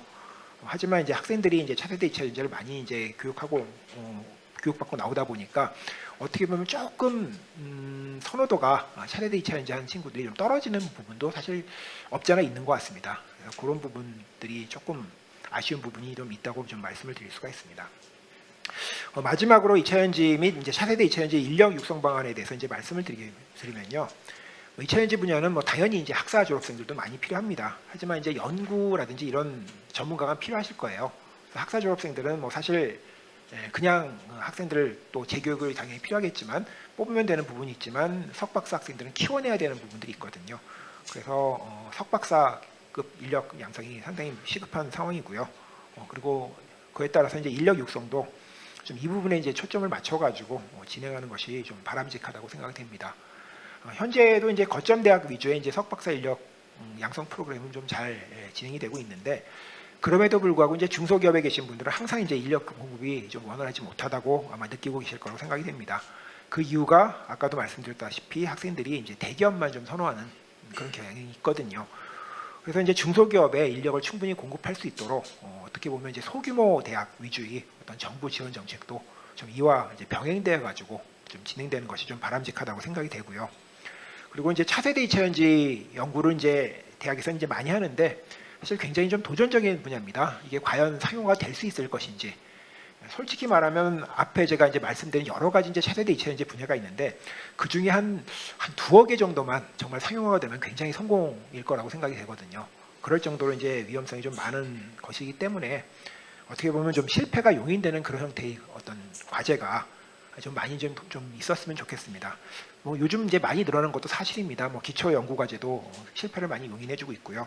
뭐 최근에 이제 알키미스트 과제, 뭐 이런 뭐 실패를 많이 용인하는 과제 형태들이 많이 이제 도출이 되고 있습니다만은 좀 더 이제 이런 부분에 좀 고려를 해주셔가지고 특히 이제 차세대 2차전지에 대한 연구는 좀 그 리스크 관리가 좀 가능한 그런 형태의 과제가 좀 도출됐으면 하는 바람이 있습니다.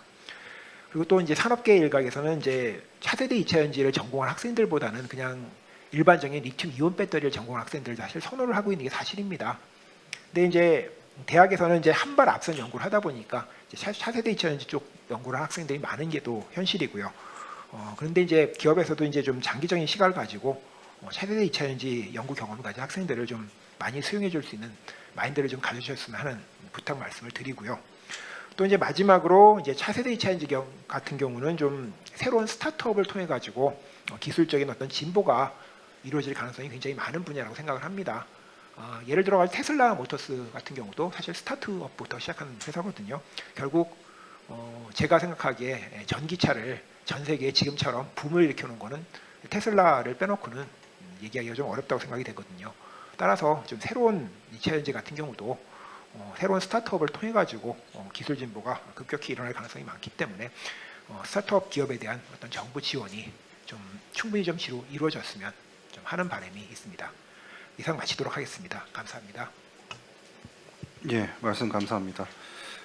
인재 육성 측면과 기술 연구적인 측면 그리고 산업적인 측면으로 좀 나눠서 말씀해 주셨는데 우선 인재 측면에서는 현재 수요에 맞는 어떤 형태의 교육은 진행이 되고 있지만 이제 첨단 기술이나 기술의 다양성 측면에서는 고려할 부분들이 좀 많다 이렇게 좀 의견을 좀 정리할 수 있을 것 같고요. 특히 이제 석박사 그룹의 좀 고급 연구 인력들이 중요하고 이런 것들이 이제 첨단 기술 산업화와 고부가가치 시장 형성에 주요할 것이다라고 말씀을 주셨는데 결국에는 이제 정부에서는 이제 실패를 용인하고 도전적인 과제들을 다양하게 좀 추진할 수 있도록 환경을 좀 조성을 해주고 그리고 향후에 그 선행 연구들이 실제 산업에 활용될 수 있도록 여러 가지 분야의 연구 투자가 좀 중요할 것 같다는 말씀 주셨습니다. 그리고 특히 스타트업 육성에도 주요한 관심을 갖는 정책이 추진이 필요하다 이렇게 말씀 주신 걸로 요약하겠습니다. 그러면은 패널 요지 발표는 이걸로 마치고요.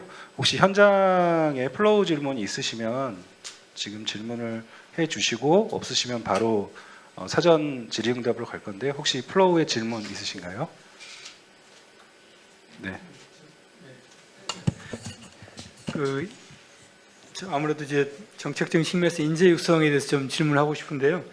저희 그 키스텝에서 최근에 분석한 바로는 이제 2차 전지 이게 핵심 인력 양성하는데 2차 전지만은 포커스 하는 것도 중요하지만 이제 유관된 학과들 인력들이 이렇게 유입될 수 있는 체계를 갖추는 게 중요하다. 그래서 이렇게 제가 분석을 해보니까 이제 수요 기업들의 채용 공고나 이런 걸 분석해 보니까 뭐 전기화학이나 나노화학 그리고 신재생 에너지, 융합화학, 전지, 뭐 재료금속 이런 다양한 분야 인력들을 지금 다 필요로 하는 것 같아요. 그리고 또 차세대 2차 전지를 하려면은 어떻게 보면 기존에 없는 새로운 어떤 접근 방법도 필요하고 그래서 그 2차 전지만의 계약학과보다는 이런 저변을 확대하면서 이 인력들이 이제 앞으로 뭐 인력 수요도 굉장히 많이 늘어나니까 이쪽 유입될 수 있는 체계를 갖추는 게 지금 필요하다고 보는데 예, 저희가 지금 그런 방향으로 제안을 하려고 그러거든요. 그래서 거기에 대해서 우리 박은희 교수님하고 산업계에서 바라보는 관점이 어떠신지 좀 의견을 좀 듣고 싶습니다. 예. 예, 뭐 간단히 말씀드리면요. 일단 그 2차 전지 분야가 굉장히 다양한 인재를 사실 필요로 하죠. 그래가지고 뭐 전기전자부터 시작해가지고 뭐 화학, 화공, 신소재, 그 다음에 뭐 기계 쪽까지 굉장히 다양한 분야가 필요로 합니다. 2차 전지 쪽 연구하시는 분들을 만나보면요, 전공 분야가 굉장히 다양해요. 그래서 뭐 기계공학과 뭐 전혀 어떻게 보면 관련이 없다고도 처음 생각해서 할 수도 있는 그런 분야에서도 2차 전지를 연구하시는 분들이 계시고요. 그렇기 때문에 2차 전지는 어떤 특정한 학과가 한다기보다는 여러 이제 학과의 인재들이 모여가지고 이제 복합적인 어떤 기술을 만들어내야 되는 어떤 분야라고 생각이 됩니다. 그래서 좀 다양한 전공 분야에 대한 좀 지원이 필요하고요. 사실 어떻게 보면 그 연구 자체는 학부보다는 이제 석박사 쪽에서 이제 뭐 대학원 과정에서 좀 진행이 돼야 되는 부분들이 사실 있고요. 그래서 이제 학부 과정 때는 좀 기본적인 교양부터 시작한 그런 교육들을 받고 각자 이제 전공 분야에서 이제 전공 교육을 받은 다음에 이제 석사 과정이나 박사 과정 와가지고 본격적으로 이제 2차 전지 쪽에 이제 교육을 받는 것이 좀 더 이제 효율적일 거라고 이제 생각을 하고 있습니다. 그래서 이제 교육 현재도 이제 그 인력 양성 센터 쪽에 이제 석사 박사 쪽으로 이제 많이 이제 포커싱이 맞춰져 있는데 이제 최근에 이제 학부 쪽으로도 이제 포커싱이 좀 맞춰지고 있는 것 같더라고요. 그거에 대해서 이제 여러 의견이 있습니다만은 학부 쪽에서 이제 만약에 교육을 하려면요, 이제 여러 분야를 전공하신 교수님들이 모여야 되겠죠. 어떤 특정 전공 교수님들 모여가지고 하기는 좀 어려울 거라고 생각을 하고요. 그리고 이제 특히 이제 차세대 2차 전지 쪽 교육을 이제 하기 위해서는 어떻게 보면 굉장히 다양한 분야 교수님들이 모여가지고 연구를 하는 것이 이제 좀 필요하고요. 그런 뭐 어떤 좀 특수한 분야가 있습니다. 근데 사실 어떻게 보면 이제 뭐 예를 들면 반도체 산업 그러면 이제 한 두세 개 정도 과만 모이면 될 수도 있을 거예요. 근데 이제 저희 분야는 굉장히 여러 분야 교수님들이 모이셔야 되는 부분들이 있고요. 그래서 인력도 거기에 맞춰가지고 좀 그 교육이 진행돼야 되지 않을까 생각을 합니다. 그거 이제 산업계 관점에서 또 말씀해 주시면 좋을 것 같습니다. 네, 배터리협회 강석기입니다. 원장님 말씀하신 것처럼 사실 어느 특정 한 과로 2차 전지가 개발되지는 않습니다. 재료부터 화학, 뭐 기계까지 다 필요합니다. 다만 근데 산업계에서 바라보는 관점은 그런 인력들의 선호도가 2차 전지가 높아지긴 했는데 여전히 밀린다라고 생각을 하고 있습니다. 예를 들면 재료 쪽을 들면 재료를 공부한 학생들이 학부 학생들이 갈 수 있는 선호도가 1순위가 아마 반도체일 겁니다. 그리고 2순위 뭐 디스플레이, 그다음에 뭐 3순위 정도 될까요? 그래서 저희가 필요로 하는 인력 숫자가 상당히 많아지고 있는데 그런 어떤 그 공통학과라고 표현들을 하는 경우인데 공통학과 학생들이 선호도가 많이 후순위다. 우리나라가 잘하고 있는 반도체 디스플레이에 비해서 후순위이기 때문에 그쪽에서 인력을 데리고 가면 2차 전지 쪽으로 오는 인력이 좀 적다라고 판단을 하고 있고요. 그렇다면 그런 공통학과에서도 많이 우리가 흡수할 수 있지만 2차 전지를 좀 더 많이 가르치는 학과가 있으면 아예 우리 쪽 산업으로 바로 올 수 있는 인력이 있지 않을까라고 판단을 하고 있습니다. 그래서 그런 공통학과도 많은 수요가 있어야 되고 공급도 있어야 되고 또 2차 전지만을 좀 더 미리 공부하는 학과도 필요하다라고 판단하고 있습니다. 예, 혹시 또 추가로 질문이 있으시면 네. 예, 스텝의 황지우입니다. 그 우리나라가 이제 제조 분야 포함해서는 좀 그 세계 1, 2위 경쟁력을 가지고 있다고 이제 하지만 이 전체 2차 전지 뭐 원재료부터서 이제 이그 셀, 팩, 시스템 그리고 뭐 자동차까지 이런 전반적인 분야 그 업스트림, 미드스트림, 다운스트림까지 전 영역에 걸쳐 가지고 이제 중국 중심의 강한 글로벌 가치 사슬이 형성되어 있기 때문에 이거 그다음에 이제 그 최근에 이제 미국이라든지 EU라든지 여러 가지 이제 정책들이 이 자국 중심의 생태계 구축을 위해서 굉장히 강하게 정책을 드라이브하고 있고 미국의 IRA 그 세부 기준이라든지 뭐 EU 쪽에 이제 원재 그 유럽판 IRA 이 원재료 이제 뭐 그 핵심 원자재법이라든지 원자재법이라든지 GRMA 등등 이런 것들이 앞으로 점차 해가 갈수록 이게 강화될 것이기 때문에 이 글로벌 공급망 측면에서 우리나라도 좀 상당히 이에 대한 대책 마련이 시급한 거 아닌가 생각을 하고요. 더구나 이제 최근에 그 미국의 IRA라든지 이런 것들이 이제 상당히 중국을 견제하면서 이렇게 진행되고 있기 때문에 중국 그 배터리사 대비해서 우리나라 좀 배터리사가 좀 더 그 좀 유리한 고지를 차지하고 있는가라고 생각을 했지만 또 중국의 CATL이 포드라든지 테슬라라든지 이렇게 중국 그 배터리 기술을 활용해가지고 이제 합작하는 등등 이렇게 IRA를 우회해가지고 이렇게 이제 하는 여러 가지 전략들을 발표를 하고 있기 때문에 이런 관점에서 본다면은 우리 그 배터리 3사를 포함한 우리나라의 2차전지 민간 기업들도 상당히 안심할 어떤 그런 단계는 아니지 않나. 그래서 좀 시급하게 이에 대한 대책 마련이 필요할 거라고 생각하고 이 관점에서 좀 그 민간 기업의 그 대응 방향이라든지 이런 것들이 조금 더 구체적으로 제시돼야 될 필요가 있을 것 같고 그와 함께 이제 우리나라 정부 차원에서도 좀 민간하고 좀 협업해가지고 아니면은 좀 어떻게 역할 분담해가지고 좀 정부 차원에서도 조금 더 구체적인 좀 대응 방향 이런 것들이 필요하다고 생각되거든요. 이 관점에서 조금 더 좀 제안을 듣고 싶습니다.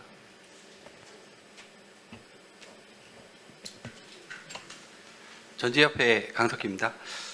일단 기존의 글로벌 공급망에 대한 어떤 그런 개념하고 최근에 변화된 뉴노멀 글로벌 공급망에 대해서 좀 차이점이 발생하고 있는데요. 기존의 글로벌 공급망은 사실 가격, 코스트, 그다음에 마켓에 포커스를 맞춰서 공급망이 형성이 되어 있었거든요. 근데 최근에 이런 그런 가격이나 마켓 이외에 어떤 변수를 주는 상황들이 발생을 했는데요. 그 첫 번째가 이제 미중 패권에 관련된 문제죠. 그래서 중국에서 어떤 중국 자재를 쓰는 거에 대해서 미국이 매우 싫어하는 그런 한 가지 이유가 있고요. 두 번째는 뭐 기존에도 있었지만 자원의 무기화죠. 그래서 자국이 갖고 있는 자원 또는 소재들에 대해서 어떤 외교적, 정치적 목적으로 사용하는 경우들이 발생을 하고 있습니다. 그리고 세 번째가 뭐 이것도 지역 패권에 관련된 내용인데 아세안 지역이 세력화를 하고 있죠. 기존의 미국 중심, 유럽 중심, 그다음에 아세안 지역이 세력화를 한다는 점.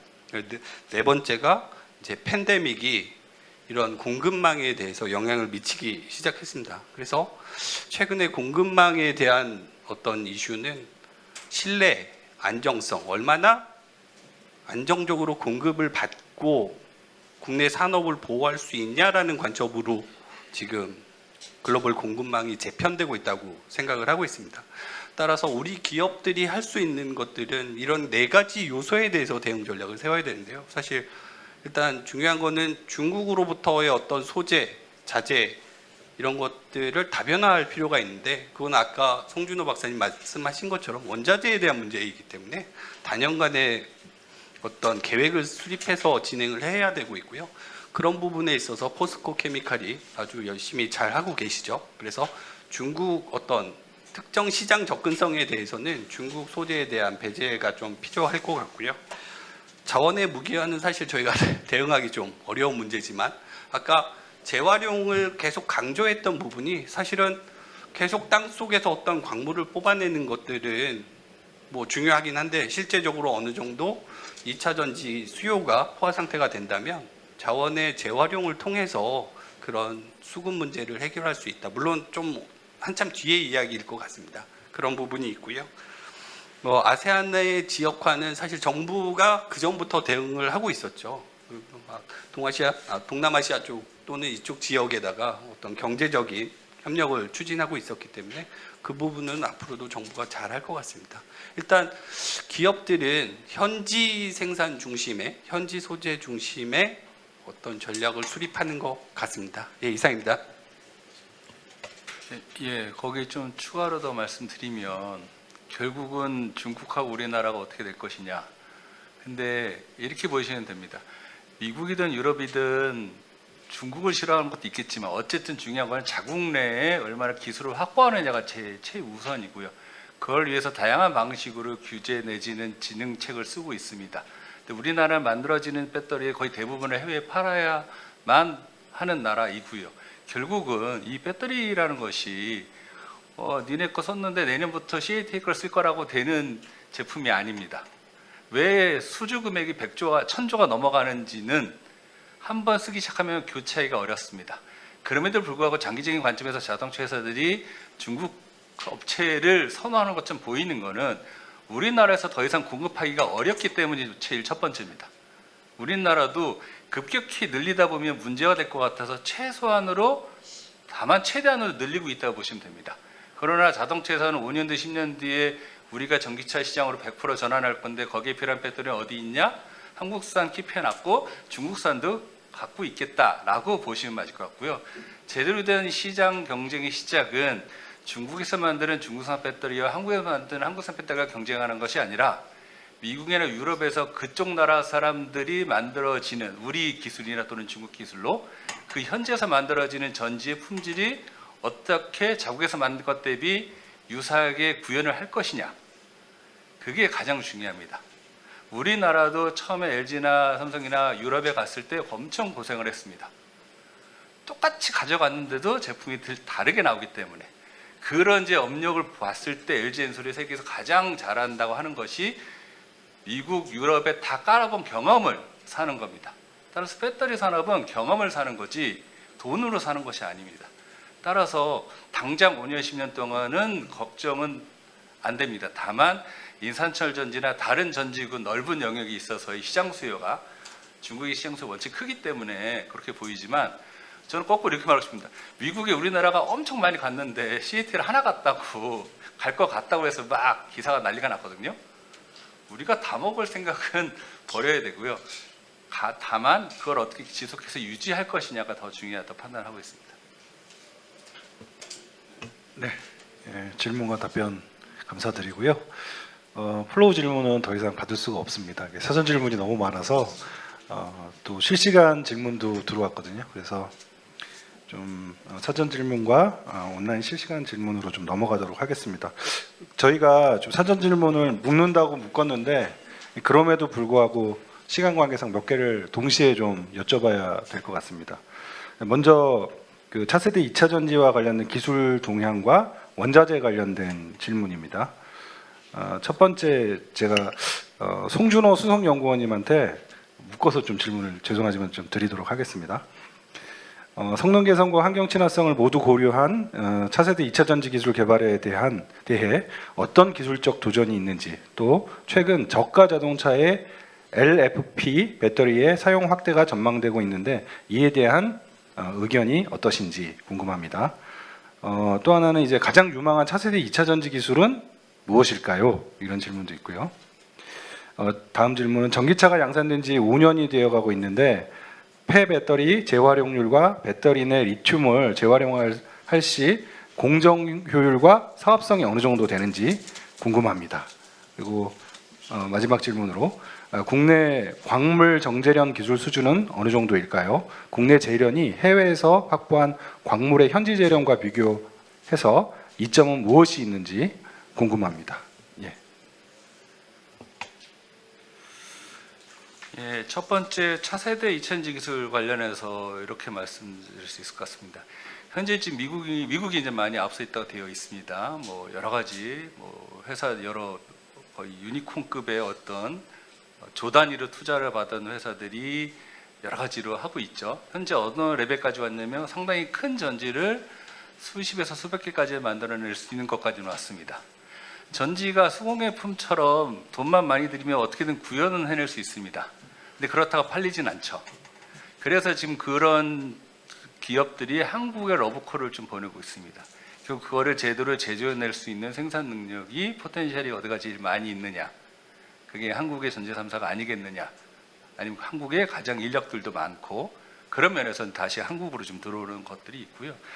차세대 2차전지 기술의 가장 문제는 현재 쓰는 액체 전해질을 고체로 바꾼다라든가, 너무 위험해서 저번에 예전에 쓰려다가 못 썼던 리튬 금속을 직접 쓴다라든가, 아니면은 니켈이나 코발트 같은 무거운 산화물 계통의 양극재가 아닌 가벼운 황양극을 쓴다라든가, 이런 식으로 이제 차세대 전지 기술군들이 있을 텐데, 그런 것들이 소재가 바뀜으로써 기존의 공정을 쓸 수 없게 되는 것들이 대부분입니다. 리튬 메탈을 공기 중에 냅두고 수분 있는 환경에 쓸 수 없는 것처럼 따라서 각 공정에 대한 장비부터가 개발이 되어 있지 않습니다.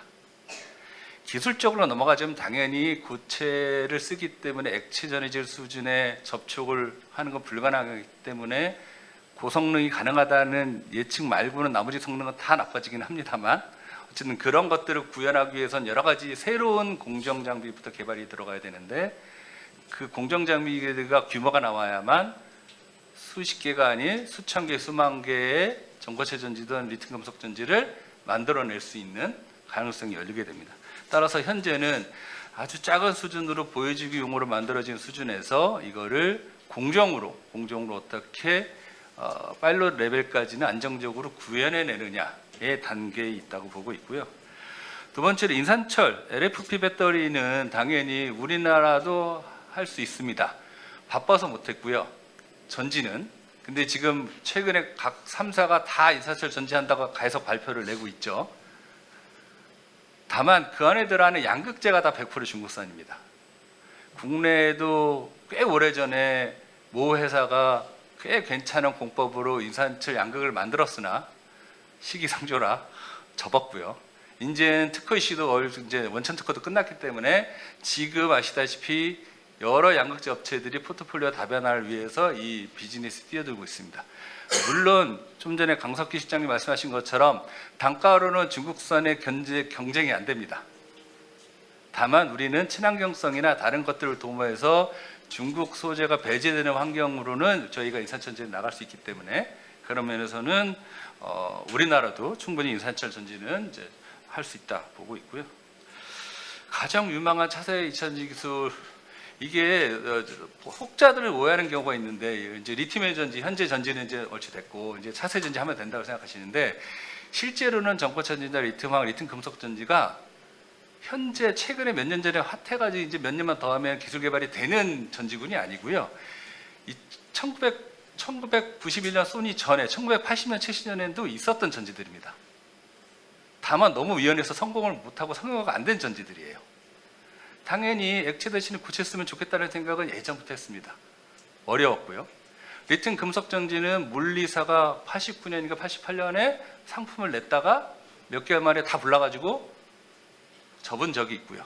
그만큼 난이도가 높은 기술이고, 물론 그중에 가장 공통적으로 필요한 기술은 리튬 금속을 직접 다룰 수 있는 기술, 그리고 그거를 다루기 위해서 또 고체 전해질을 쓰는 기술들이 접목돼서 이제 나와야 되고요.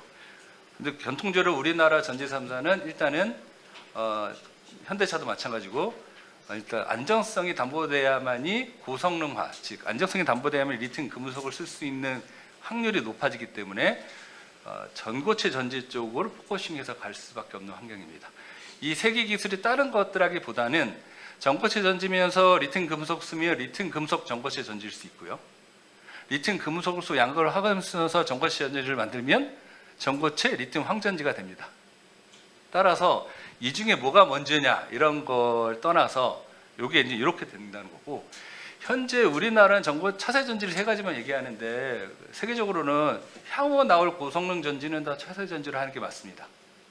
따라서 지금은 3원 개 전지가 아니라 실리콘 사용량을 극대화하면 현재 전지보다 성능을 훨씬 더 높일 수 있습니다.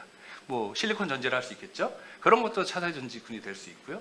테슬라가 밀고 있는 건식 훈막을 통해서 에너지 밀도를 차세 전지 수준으로, 그러니까 전고체 전지나 리튬 금속 수준으로 현저하게 올릴 수 있는 전지군도 있습니다. 그런 모든 전지들이 캔디데이트가 되고 있고, 실질적으로는 실리콘 전지나 건식 훈막 전지가 가장 먼저 시장에 나올 공산이 큽니다. 왜냐하면 그거는 기존의 공정을 그대로 활용할 수 있기 때문입니다. 그런 단계가 있고 나서 결국은 전고체 전지나 리튬 금속, 리튬 황전지로 가지 않을까 보고 있습니다. 두 번째로 폐배터리 재활용, 근데 배터리 재활용해서 금속 추출하는 공정과 광산에서 정제해내서 금속을 만드는 거가 원칙적으로 그렇게 다르지 않습니다. 따라서 난이도가 되게 높은 기술은 아니고요.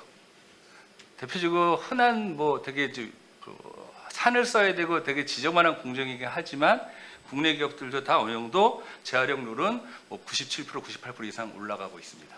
그건 충분히 문제고, 다만 재활용 공정이 폐배터리나 폐스크랩으로부터 검은색의 블랙 파우더라고 그러는데, 그런 블랙 매스나 그렇게까지 만드는 공정이 있고 그걸로부터 그걸 산처리를 통해서 금속을 추출하는 금속 추출 공정이 있는데 그 두 가지가 이제 나눠져서 진행이 되고 있고요.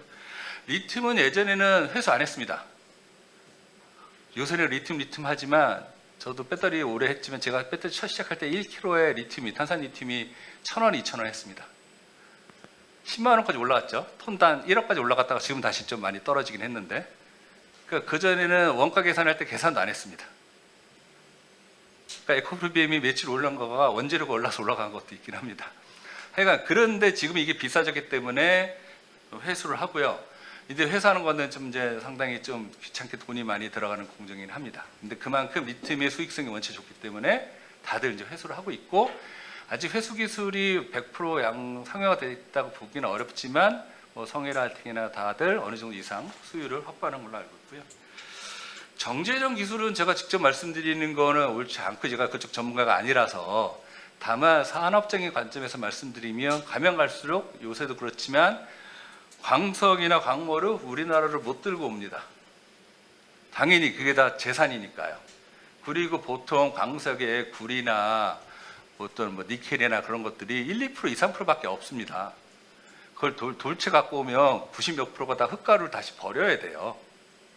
따라서 그쪽 나라에서 해서 원료만 갖고 오는 게 맞습니다. 그 장기적으로 원료를 우리나라 갖고 온 게 아니라 양극재 공장도 다 이제 해외에 나갈 것들이 꽤 많기 때문에 거기다 다이렉트로 그쪽으로 다시 가겠죠. 그런 부분이 있고요.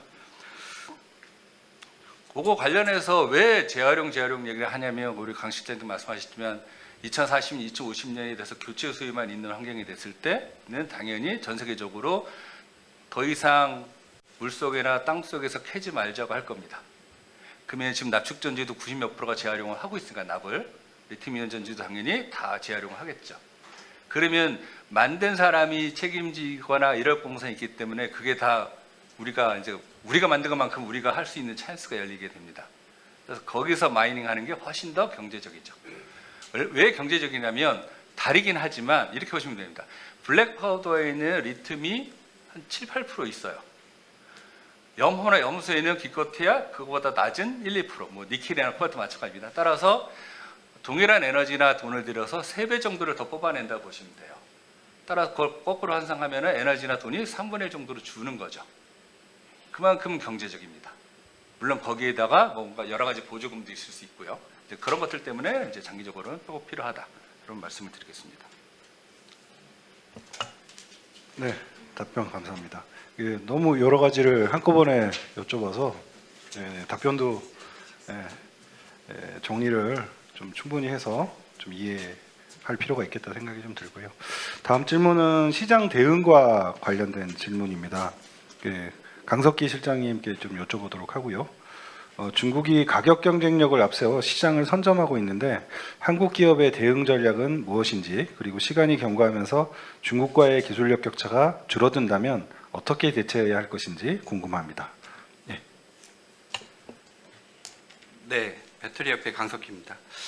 일단 그 중국이 가격 경쟁력을 앞서서 시장을 선점한다는 거에 약간 전제 조건이 있는데요. 중국 내수 시장입니다. 중국 내수 시장이고 LFP 전지로 한정을 짓고 얘기를 해야 되는데요. 사실 우리나라는 3원계를 중심으로 하고 있고 중국은 LFP 중심에서 3원계로 이제 기술을 습득하는 단계이기 때문에 이게 중국이 시장을 선점하고 있다라는 표현이 조금 다르게 해석될 수 있습니다. 일단 중국 기업들은 내수 시장을 기반으로 해서 LFP 전지 중심으로 기업의 규모를 키워왔고요. 그걸 베이스로 해서 이제 유럽이나 미국 시장에 진출을 하는 단계입니다. 그래서 아까 송준호 박사님 말씀하신 것처럼 우리나라가 다 대응이 안 되는 그런 어떤 틈새 시장 쪽으로 파고드는 형태인데요.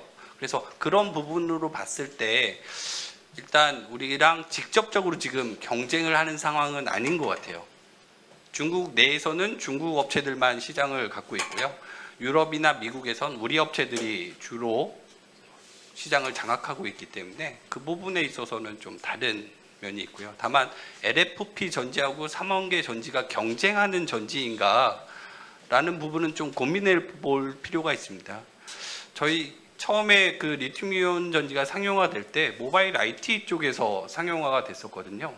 모바일 IT에서는 LFP 전지가 적용될 여지가 하나도 없습니다. 에너지 밀도가 워낙 낮기 때문에. 근데 자동차로 넘어올 때는 모듈 팩을 거치는 단계에서 LFP 전지가 조금 더 유리한 면이 있어서 어떤 셀 단계 에너지 밀도 차이보다 모듈 팩으로 갔을 때 에너지 밀도 차이가 줄어드는 경향이 있기 때문에 LFP 전지가 각광을 받고 있는 거고요.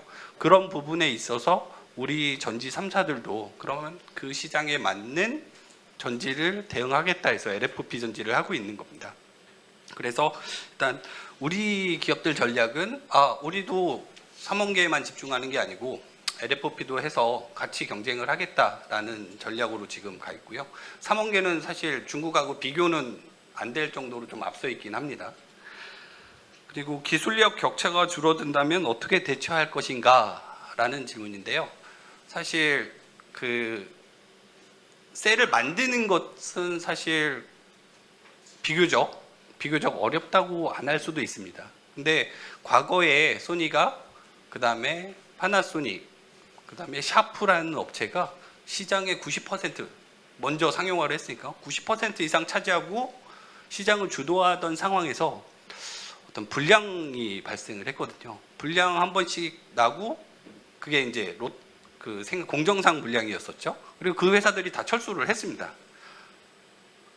이 배터리라는 게 만들 수는 있지만 사실 되게 균일하게 아까 계속 강조한 거죠. 균일한 성능을 안정적으로 만드는 게 중요하고 만약에 그게 문제가 발생을 했을 때 그 문제를 커버해 줄 수 있는 능력이 있어야 되는데요.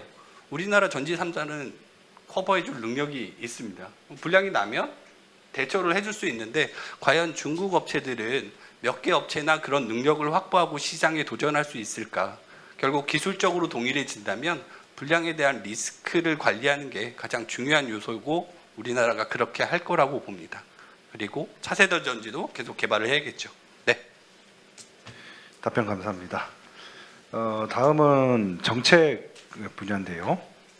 미국, 유럽, 일본 등과 비교했을 때 기술 격차가 어느 정도 되며 차세대 2차 전지 기술 개발과 상용화를 위해 가장 시급하다고 생각되는 정책은 무엇인지, 예를 들어서 인력, 연구개발비, 지원 확보, 제도 개선 등이 있고요. 상용화를 가속하기 위한 필수 요건은 무엇이라고 생각하는지 궁금합니다. 엄승욱 센터장님께 부탁드리겠습니다. 네, 일단 차세대 전지의 기술력 격차를 평가하는 게 사실 대단히 어렵습니다. 그 현세대 전지 같은 경우에는 시장 점유율로 판단을 하면 되기 때문에 우리나라가 세계에서 몇이다라고 정량적 수치화를 할 수가 있는데 차세대 전지 우리가 지금 현재 얘기하는 이제 전고체 전지가 가장 대표되겠죠. 리튬 항전지도 있겠지만 이들 전지는 아직 그 제조 공정조차도 정량화되어 있지가 않습니다. 그래서 과연 우리가 이 차세대 전지에서 세계 몇 위를 하고 있을까라는 것을 가름하기가 상당히 어려운데요. 물론 이제 미국에서는 이제 시제품 만들어내고 있고 도요타 자동차에서는 과거에 전기 자동차에 탑재해서 시운전을 한 기록도 있습니다만 그거는 어디까지나 시제품과 시운전에 불과한 거고요. 상용화 관점에서 봤을 때 차세대 전지가 우리나라에 몇 위냐 이거 판단하기는 정말 어렵고요. 만약에 굳이 수치화해야 된다면은 특허 숫자로 판단을 해볼 수가 있는데 현재 특허를 전고체 관련해서 내는 특허 순위를 보면은 일본이 가장 많습니다. 그리고 일본에서 그 특허를 내는 기업 수도 많고요. 우리나라는 그 관점에서는 세계 2위 정도 수준이라고 굳이 따지자면 볼 수 있을 것 같습니다. 근데 문제는 아직까지 전고체 전지 같은 경우에는 모두 전 세계가 핵심 소재 정도 개발하는 수준이지 이것을 대량 생산으로 연결하는 수준까지는 아직 이르지는 못하고 있습니다. 미국의 일부 회사에서는 시제품을 조금 제법 큰 사이즈의 시제품을 만들고 있긴 하지만 아직 그걸 상용화라고 표현하기는 조금 좀 섣부른 감이 있고요. 그렇다고 볼 수 있습니다. 그래서 차세대 전지 기술 수준은 그 정도로 저는 평가를 하고 있고 이 차세대 전지를 이제 상용화를 이제 가속화하기 위해서는 어떤 정책이 필요한가? 아까 그 박 교수님께서 그 인력 수급에 대해서 말씀을 해주셨죠. 모든 분들이 다 인력에 대해서는 공감을 하실 겁니다. 그래서 인력 같은 경우에는 전지 인력은 배터리 쪽에 국한된 인력뿐만이 아니고 모든 그 이공계 관련 인력들이 다 필요합니다. 그래서 배터리 쪽의 인력을 집중 지원하는 것보다는 모든 이공계 인력을 집중 지원하는 정책이 일단 필요하다고 봐지고요. R&D 정책 측면에 있어서는 아까 패널 토의에서 제가 잠시 말씀드렸습니다만 조기 상용화를 위해서는 산업체가 개발 초기 단계부터 참여하는 그런 그 모습이 필요하다라고 말씀드렸죠. 그래서 그러한 정책이 좀 필요하다고 생각을 하고 있고요. 기술적인 측면에서 보면은 현재는 전고체 전지를 지금 소재 개발 위주로 아직까지는 많이 진행이 되고 있습니다. 근데 이제 전고체 전지는 어떻게 셀을 만들 것인가에 대한 그 표준도 정립화가 돼 있지 않습니다. 예를 들자면 전해질을 산화물계로 쓸 건지 황화물계로 쓴 건지 뭐 고분자계로 쓸 건지 물론 다 쓸 수도 있죠.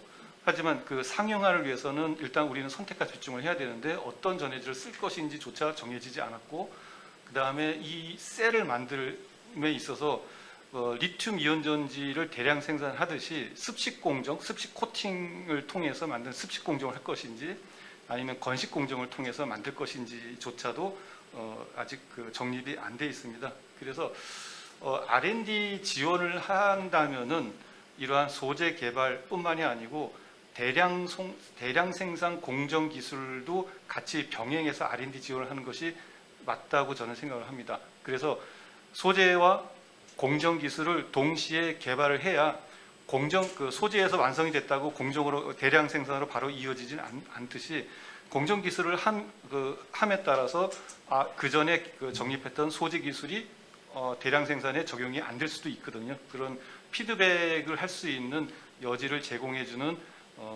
순서가 필요하다고 생각합니다. 그래서 저는 소재 개발과 공정 개발을 동시에 병렬 추진하는 것이 차세대 전지의 상용화를 조금 더 앞당길 수 있는 좀 방법 중에 하나라고 생각을 합니다. 네, 이상입니다.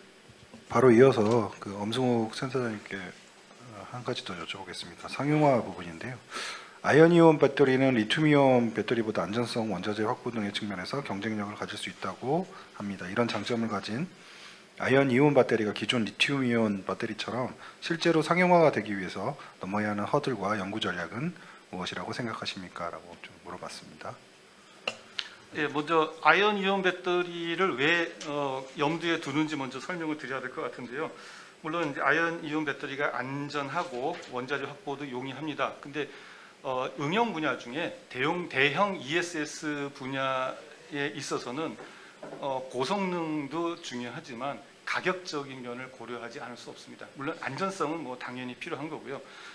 가격적인 그 측면이 가장 중요하기 때문에 무엇보다 가격 경쟁력이 있는 전지로 대형 ESS를 설치하는 전략이 필요하다고 보기 때문에 가장 적합한 전지가 무엇이냐 했을 때 이제 수계 아연 이온 전지를 생각을 하고 있습니다. 근데 이제 이 수계 아연 이온 전지가 뭐 그 전부터 개발이 되어 왔긴 하지만 가장 상용화가 안 된 점은 뭐냐면은 이 아연 금속이라는 것이 리튬 금속보다 훨씬 그 덴드라이트 현상이 굉장히 심각합니다. 지금 리튬 전지 쪽에서 리튬 금속을 못 쓰는 이유가 리튬 금속이 이제 산화환원되면서 이제 수지 성장하는 그런 현상 때문에 쓰지 못하는데 아연 같은 경우는 이 리튬보다 훨씬 더 심각하거든요. 그런 아연의 덴드라이트 현상을 억제하는 기술 개발이 필요하고 그 다음에 아연은 그 전해액 속에 들어가는 즉시부터 부식이 진행됩니다. 그러면 가스가 발생을 하게 되고 내부 이제 압력이 발생해서 이제 상용화가 어렵고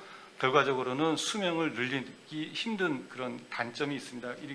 이런 것들이 이제 기술적으로 넘어야 될 이제 허들이라고 생각합니다. 그래서 현재 수준은 수백 사이클 정도까지는 아연 이온 전지의 사이클 수명을 이제 개발하고 있습니다. 그래서 이게 이제 실제 상용화 ESS 그 필드에 적용되기 위해서는 수천 사이클까지 늘려야 되기 때문에 지금 현재도 첨가제나 그다음에 아까 그런 말씀드린 덴드라이트를 억제하기 위해서 음극 보호 구조체를 개발하는 연구를 계속하고 있고요.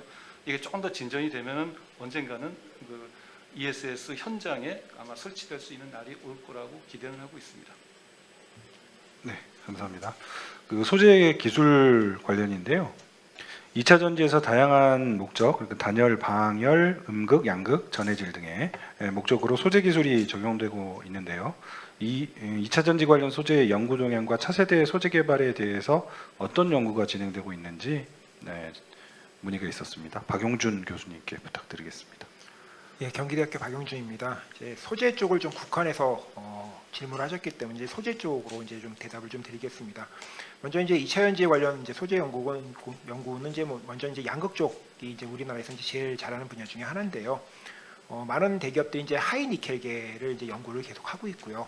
많이 이제 상용화를 시켰습니다. 현재 이제 니켈 함유량을 이제 92% 넘어서 94%까지 올릴 수 있다고 얘기를 하고 있고요. 그렇게 되면 이제 자동적으로 거기에 따라 가지고 이제 용량도 굉장히 많이 높아지겠죠. 이런 이제 NCM 기술은 이제 우리나라가 이제 넘버원이라고 이제 말씀을 드릴 수 있는데, 반면 이제 저가용으로는 이제 LFP 기술, 이제 중국 쪽에서 잘하고 있는 그런 LFP 기술이 있는데, 사실 뭐 이거를 우리가 할 영향이 없다기보다는 좀 솔직히 말씀드리면 그동안 필요가 없었습니다. 그래가지고 이제 좀 안 했던 부분이 있는데, 최근에는 이제 좀 필요성이 생기기 때문에 저가 쪽으로는 좀 LFP 연구를 좀 최근에 이제 많이 해야 된다는 필요성이 생겼고요. 이런 쪽으로 이제 많은 이제 연구가 이제 최근 이제 진행되고 있는 상황이고요. 그거 외에 이제 또 고용량 쪽으로 봐가지고는 요거는 이제 부르는 분에 따라가 좀 표현들이 좀 다르는데, 이제 오버 리티에이트 옥사이드라고 부르시는 분들도 있고, 망간 리치계 양극이라고 부르시는 분들도 있고, 뭐 이걸 또 다른 말로 리튬 리치계라고 좀 부르시는 분들도 있더라고요.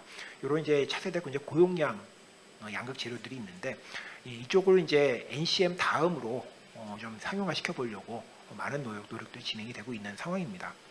양극은 이 정도 말씀드리고요. 그다음에 음극은 뭐 언제나 항상 그 목표는 이제 실리콘 계열을 좀 더 이제 많이 사용하는 거죠. 현재 이제 사용되는 양이 사용을 하고 있습니다. 하지만 수 퍼센트 이내거든요. 이거를 좀 더 많이 사용하게 늘린다면 특히 이제 전기차 같은 경우에는 주행거리를 굉장히 많이 늘릴 수가 있기 때문에 실리콘을 좀 더 많이 사용할 수 있는 그런 연구들이 이제 계속 진행이 되고 있고요. 그거 외에도 이제 저희 나라가 이제 전해질 연구도 이제 굉장히 상위권의 어떤 능력을 갖고 있는데, 이제 전해질 개발 쪽은 이제 첨가제 기술이 이제 제일 핵심적인 기술입니다. 기본적으로 용매라든지 솔트 같은 경우는 이제 많이 나와 있고요. 이제 첨가제가 이제 제일 핵심적인 기술인데, 요거는 이제 개발되는 양극이라든지 음극에 맞춰가지고 거기에 필요한 첨가제를 이제 개발하는 것이 이제 가장 핵심적인 기술이겠죠. 예를 들어 가지고 하이니켈계, 예를 들어 94%짜리 NCM을 사용한다면 거기에 이제 적절한 전액을 이제 개발하는 그런 기술. 거기에 따라서 거기에 또 적절한 첨가제를 어떤 거를 쓸 것인가, 이런 기술도 이제 필요할 거라고 생각합니다. 그런 첨가제 기술이 필요할 거라고 생각이 되고요. 그다음에 이제 차세대 쪽 이제 소재를 말씀드리면 이제 제일 이제 아무래도 많이 관심을 갖고 있는 게 전고체 H전지 쪽이겠죠. 네, 많은 분들이 말씀하셨다시피 전고체 H전지가 아직까지 좀 솔직하게 말씀드리면 어떤 소재를 써야 될 건지도 정립이 사실 안 되는 상황입니다. 사용될 소재 자체도 이제 산화귤 계열도 있고, 황화물 계열도 있고, 그다음에 폴리머 계열도 있고, 할라이드 계열도 있고, 굉장히 다양한 소재들이 연구가 되고 있는데, 일단 그 각각의 소재들이 장점과 단점들을 가지고 있기 때문에 그 좀 장점들을 좀 줄이고 단점들을 좀 줄이고 장점을 좀 극대화시키는 방향으로 이제 소재 연구가 진행이 되고 있습니다. 각각의 이제 연구하시는 분들이 연구하시는 분야까지 제일 이제 유망한 차세대 전고체 H전지용 전해질이다라고 말씀을 하시고 있고요. 또 이제 나는 그 장점들과 단점들을 또 이제 연구를 해가면서 보완해 나가고 있는 상황입니다. 거기에 맞춰가지고 또 양극과 음극도 개발이 돼야 됩니다. 그러니까 이제 예를 들어가지고 전해질만 개발되면 기존에 사용되는 LIB용, 그러니까 이제 리튬이온 배터리용 양극이나 음극을 그대로 갖다 쓰면 전고체 H전지가 구현될 거라고 처음에는 이제 생각하는 분들도 계셨습니다만은 현실적으로는 그렇지 않고요. 따라서 이제 전고체용 양극과 음극 개발이 이제 또 필요한 상황이고요. 그래서 그쪽으로 이제 연구하시는 분들도 많이 계십니다. 그거 외에 이제 리튬 금속을 좀 써보겠다고 하는 연구가 굉장히 좀 활발히 이루어지고 있는데요. 결국 이제 리튬 금속가 이제 금속 자체가 전기학적 특성은 굉장히 좋은데 굉장히 위험성이 높다는 게 문제겠죠. 그래서 특히 이제 발화 문제 이런 것들을 좀 해결하기 위한 연구들이 이제 다양하게 이제 진행이 되고 있고요. 굉장히 여러 분야에서 진행이 되고 계십니다. 전해질 연구하시는 분들은 전해질을 이용해 가지고, 또는 뭐 음극 자체를 연구하시는 분들은 음극 자체를 이용해가지고 또는 뭐 나노 소재를 이용해서 하시는 분들도 또 나노 소재를 이용해서 굉장히 다양한 방식으로 이제 좀 해결해 보려는 노력들이 이루어지고 있고요. 그리고 이제 리튬 설퍼 전지도 사실 굉장히 오랫동안 연구가 됐습니다만은 아직도 이제 폴리설파이드 문제를 완전히 해결하지 못했기 때문에 그런 부분에 대한 문제점을 해결하기 위한 연구가 계속 진행 중에 있습니다. 그리고 뭐 나트륨 그러니까 이온 전지라든지 마그네슘 이온 전지 이런 뭐 차세대 이제 다른 어떤 리튬이 아닌 다른 이온을 이용한 그 전지들도 있는데 역시 적합한 양극과 음극 같은 극물질 연구부터 시작해가지고 전해질 연구가 이제 다 들어가야 되는 상황이고요. 그리고 당연히 어떤 시스템 연구도 필요한 상황이고요. 그리고 또 리튬 에어 배터리도 여전히 이제 연구가 계속 진행된 중에 있습니다. 사실 이제 리튬 에어 배터리 쪽이 최근에는 조금 주춤한 경향이 있는데 보통 이제 차세대 2차 전지 같은 경우는 조금 주춤하다가 다시 또 이제 연구가 진행되는 경우가 굉장히 많이 있거든요. 사실 아까 송준호 박사님도 말씀하셨지만 전고체 2차 전지 같은 경우도 사실 오래전부터 연구가 진행되다가 한동안 또 주춤하다가 최근 또 다시 연구가 진행되거든요. 그래서 뭐 그런 부분을 이제 생각을 하셔가지고 다양한 분야에 대한 좀 지원이 특히 이제 기초적인 분야라도 좀 필요하다고 좀 생각이 됩니다. 이상 마치도록 하겠습니다. 네, 감사합니다. 온라인 실시간 질문으로 좀 넘어가도록 하겠습니다. 두 가지 정도 질문이 있는데요.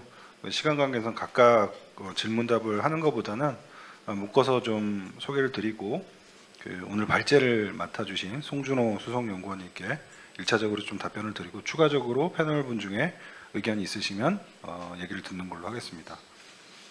먼저 첫 번째 질문인데요. 인력 양성과 관련된 부분입니다. 제가 일부러 교수님한테 안 여쭤보고 약간 이제 출연연이나 민간에서 좀 의견을 주시는 게 좋을 것 같아서 좀 부탁을 드리고요. 대학에서 인력 양성과 관련하여 단기, 중기, 장기 관점에서 세부적으로 교육해야 될 연구나 교육 내용이 어떤 것이 있을까요? 라는 질문이 있고요. 또 하나는 최근에 이제 굉장히 좀 문제가 되고 있는 배터리 화재와 관련된 겁니다. 배터리 화재와 관련돼서 주요 기술 개발 현황과 또 전망은 어떠한지 두 가지에 대해서 질문이 있습니다. 송준호 수석연구원님 부탁드리겠습니다. 예, 일단 인력 양성 특히나 학부 쪽이라면 일단은 전지사나 소재사가 원하는 것이 뭐냐면 원래 그냥 뭐 무기재료든 뭐 탄소든 고분자든 배워오는 다음에 한 번이라도 전지를 한번 만들어 보고 갔으면 좋겠다. 아, 이게 전지가 이렇게 만들어지는구나. 따라서 단기적으로는 뭐 2주든 뭐 얼마짜리든 실제로 뭐 다양한 인프라라 연계되든가 또는 뭐 진짜 그 전지 3사에 가서 라인을 경험해보고 실제 전지를 만들어 보는 거, 이런 것들이 이제 단기적으로 커리큘럼에 뭐 이렇게 계절학기식으로 좀 넣을 수 있거나 아니면 현장 체험학습 같은 걸로 넣어서 가능할 것 같고요. 이제 중기는 이제 각각에 대한 소재별로 어느 정도 배워야 되겠죠. 양극 테마 자체도 한 달씩은 배워야 이제 어느 정도 만들어지는 건 알기 때문에 양극, 음극, 분리막 잔액 최소한 그 4대 소재 이런 정도는 좀 깊게 들어가는 거가 한 중기적으로는 될 것 같습니다. 그리고 이제 1년 이상 길게 보는 거는 이제 실제로 전지의 그 공정의 꽃은 설계입니다. 내가 어떤 소재와 부품을 써서 어떤 사이즈에 어떤 성능을 갖는 전지를 만들어낼 건지를 이제 미리 설계를 해야 되는데 그 설계는 앞에서 말씀드린 그 모든 경험이 녹아 들어간 진짜 전문가만이 설계를 할 수 있습니다. 따라서 그런 설계 쪽까지 해서 그런 스케줄로 하면 좋을 것 같고요. 인력 양성에서 또 하나의 말씀은 지금 최근에 교수님들이 많이 늘긴 하셨지만 인력이 양성을 많이 하려면 교수진이 있어야 됩니다. 강사진이. 근데 강사진이 없습니다. 배터리 기술은 오랜 경험 있는 분들은 많은데 능력 있는 분들은 다 회사에 계시죠. 그리고 은퇴하고 진짜 착하게 돈 얼마 안 받으면서 강의를 하실 분이 없어요. 왜냐하면 외국에서 2배, 3배 돈 주고 오라 그러니까.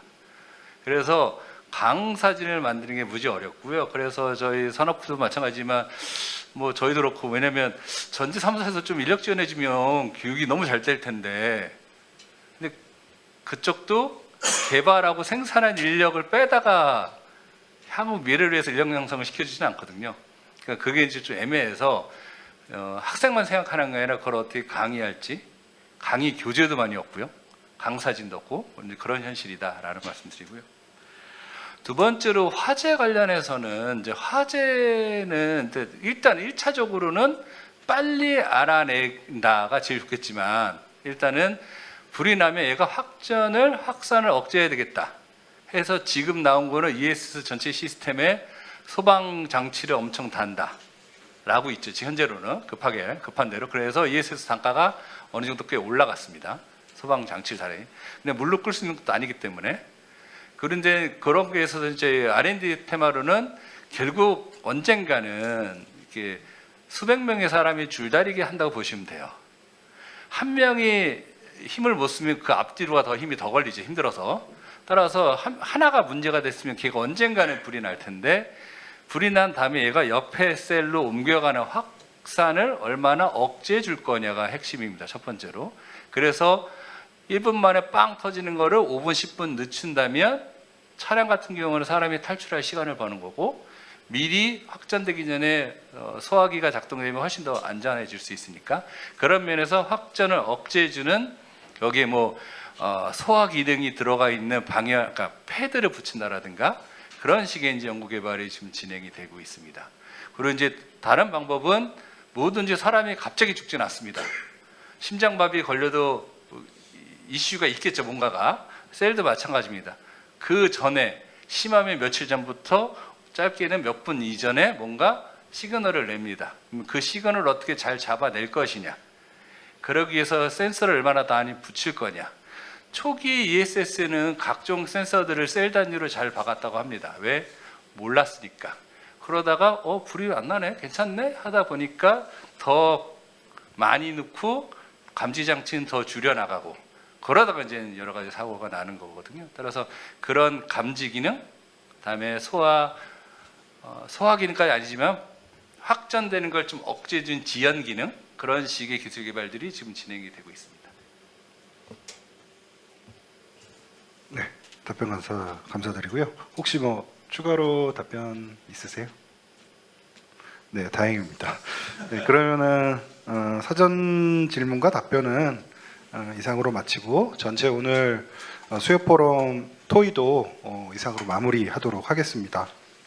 시간 관계상 더 많은 질의응답을 하지 못한 점 양해를 부탁드리고요. 이번 포럼을 통해서 토론된 주제가 정책 수요와 다양한 재원으로 활용될 수 있도록 정부 관련 분야 연구개발 정책 등 투자 전략 수립에 재원하도록 하겠습니다. 오늘 포럼에 귀한 발제와 질의응답을 해주신 송준호 수석님, 강석기 실장님, 박영준 교수님, 엄승욱 센터장님께 감사드리고요. 또한 현장과 온라인 생중계에 참여해 주신 분, 포럼을 준비해 주신 모든 분들께 감사를 드립니다. 마지막으로 공지 말씀드리겠습니다. 다음 키스텝 수요 포럼은 5월에 이 자리에서 진행될 예정입니다. 주제는 국가 로봇 산업 현황과 지향점이라는 주제로 진행될 예정이고요. 많은 참여와 관심 부탁드립니다. 이것으로 제156회 키스텝 수요 포럼을 마치도록 하겠습니다. 감사합니다.